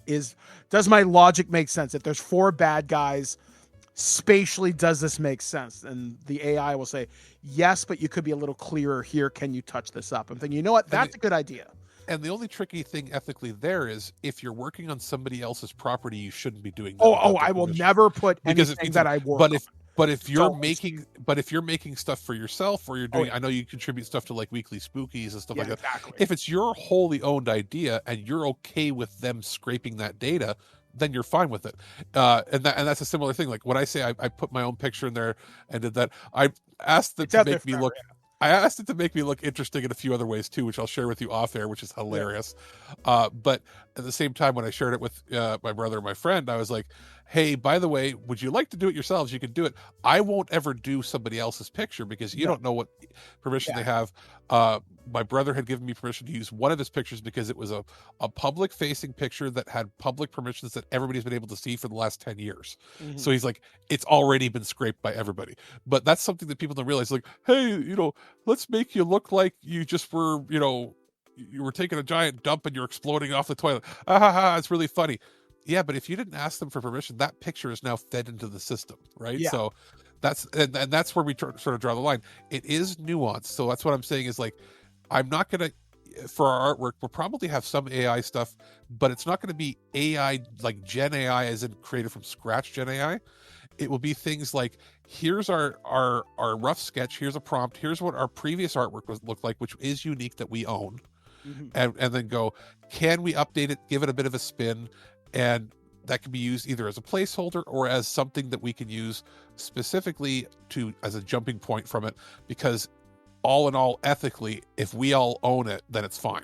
Yeah, exactly. Like I pump my scary stories into it because it's publicly available anyway, because it's on the podcast. Yeah. And it's all original from you. And all it will be basing it on is other stories that scraped, or the research that you would have had to have done yourself anyway. And it's like a speed prompt. It's not going to be something that you would necessarily use if you were writing a book for publication. But when you're writing it for free, like as like story writing prompts, it's perfectly fine. Just like if you got on some big property, I'm pretty sure an IP wouldn't want you feeding your stories into that. No. Oh God, no. I mean, one thing it did give me is because for fun, I used to love, and then we should definitely wrap this up. I used to love going through the bookstore when I was a kid, and you'd see those really trashy science fiction or fantasy novels. I was like, here's my story. Can you show me what a thing might have looked like in the 90s if this was a bookstore? Oh, like for the cover and everything? Yeah. And I was like, that's really cool. And it gave me ideas thinking I could do more with this idea. And it was really fun. And like I said, that's the thing for me. It's like, where can I jump off to next? Like, here's my original idea, but I don't know what it looks like. Can you give me an idea? Because AI will not ever, and I do mean, like, you shouldn't say things ever. I will say this, it will never replace original thought or ideas. Not, yeah. Because, for instance, China, here's a fun fact for anybody listening. Did you know that China is using AI to write soap operas? I'm not surprised. I'm really not. And the soap operas are because of the way the market is, it's not for regular television. It's for streaming specifically to phones, because everything is through the phone in China. Yep. And what's hilarious is the soap operas, the plots are entirely Gen AI, so they're awkward and strange or weirdly sexually violent, things like that, like with zero like safety checks or anything on it, or like boundaries. And what they're doing though is they're actually having real actors act out the scripts, and that's the soap operas. Weird. So like you get things like episode plots where it's like nothing is more fun than sleeping with your sister-in-law, but it'll be like even more awkward stilted dialogue that makes no sense. If I find clips, I'll have to send you some, because I was fascinated, and I think it's almost like an experiment to see what the public will accept. And I'll tell you right now, the quality of that would not be accepted here, even on our own soap operas. It's that bad. So we're a long ways away from worrying about that. Now, fear of AI is something we can talk about at a later time. I'll just say this. For anybody that wonders, if we see artwork popping up, it probably will be a mixture of original art and stuff like that. But we will never come to a point where we ask it to generate stuff from scratch, because at that point, you don't know who it's pulling from. Well, and I'm way too much of a perfectionist to allow, like, hell, there are times I tell you, don't touch my edit on the show, because I'm like, that's my work. That is, don't you fucking dare. Yeah, no, of course. And we would not use AI to edit, but we have been using AI for, at least I have, for the last year, to clean up our audio, for using large language models to do our noise cancellation, things like that. There's nothing wrong with that. It's for creative endeavors is where I have to delineate, and I felt I had to mention here that nothing we do will ever be completely generated by AI, but we will probably be using, and very likely using, AI to touch up or to supplement what we've got. Exactly. Yeah. That's what its intent was anyway. AI is a tool. It's not a replacement. Yeah. Yeah. So anyway, guys, that is going to be our show this week. Hopefully you've enjoyed spending your time with us, as we enjoy spending it with you. So once again, make sure you check out cfru.ca on Wednesdays at noon for the spell book. We got lots of great content coming up on the website this week. Looking forward to seeing you all next time right here on the show with me and Alex, as we bring you the latest in the weird, unusual, but also the newsworthy from the geek world that we so lovely inhabit. So for This Week in Geek, we have been Alex, the producer. I've been Mike, the Birdman, saying be excellent to each other, especially in these trying times. It is so important. Go out there, do some good in your community, and we'll catch you guys again next time, right here on thisweekingeek.net. At no point in your rambling, incoherent response were you even close to anything that could be considered a rational thought. Thanks for listening to this episode of This Week in Geek. Hungry for more? Check out our website at thisweekingeek.net. You can subscribe to the podcast, browse our Twitter and Instagram, and leave your thoughts on today's topics. If you'd like to give us some feedback, send us an email at feedback@thisweekingeek.net. Tune in next time, and remember, lower your shields and surrender your listenership. We would be honored if you would join us. Thank you for your cooperation. Good night.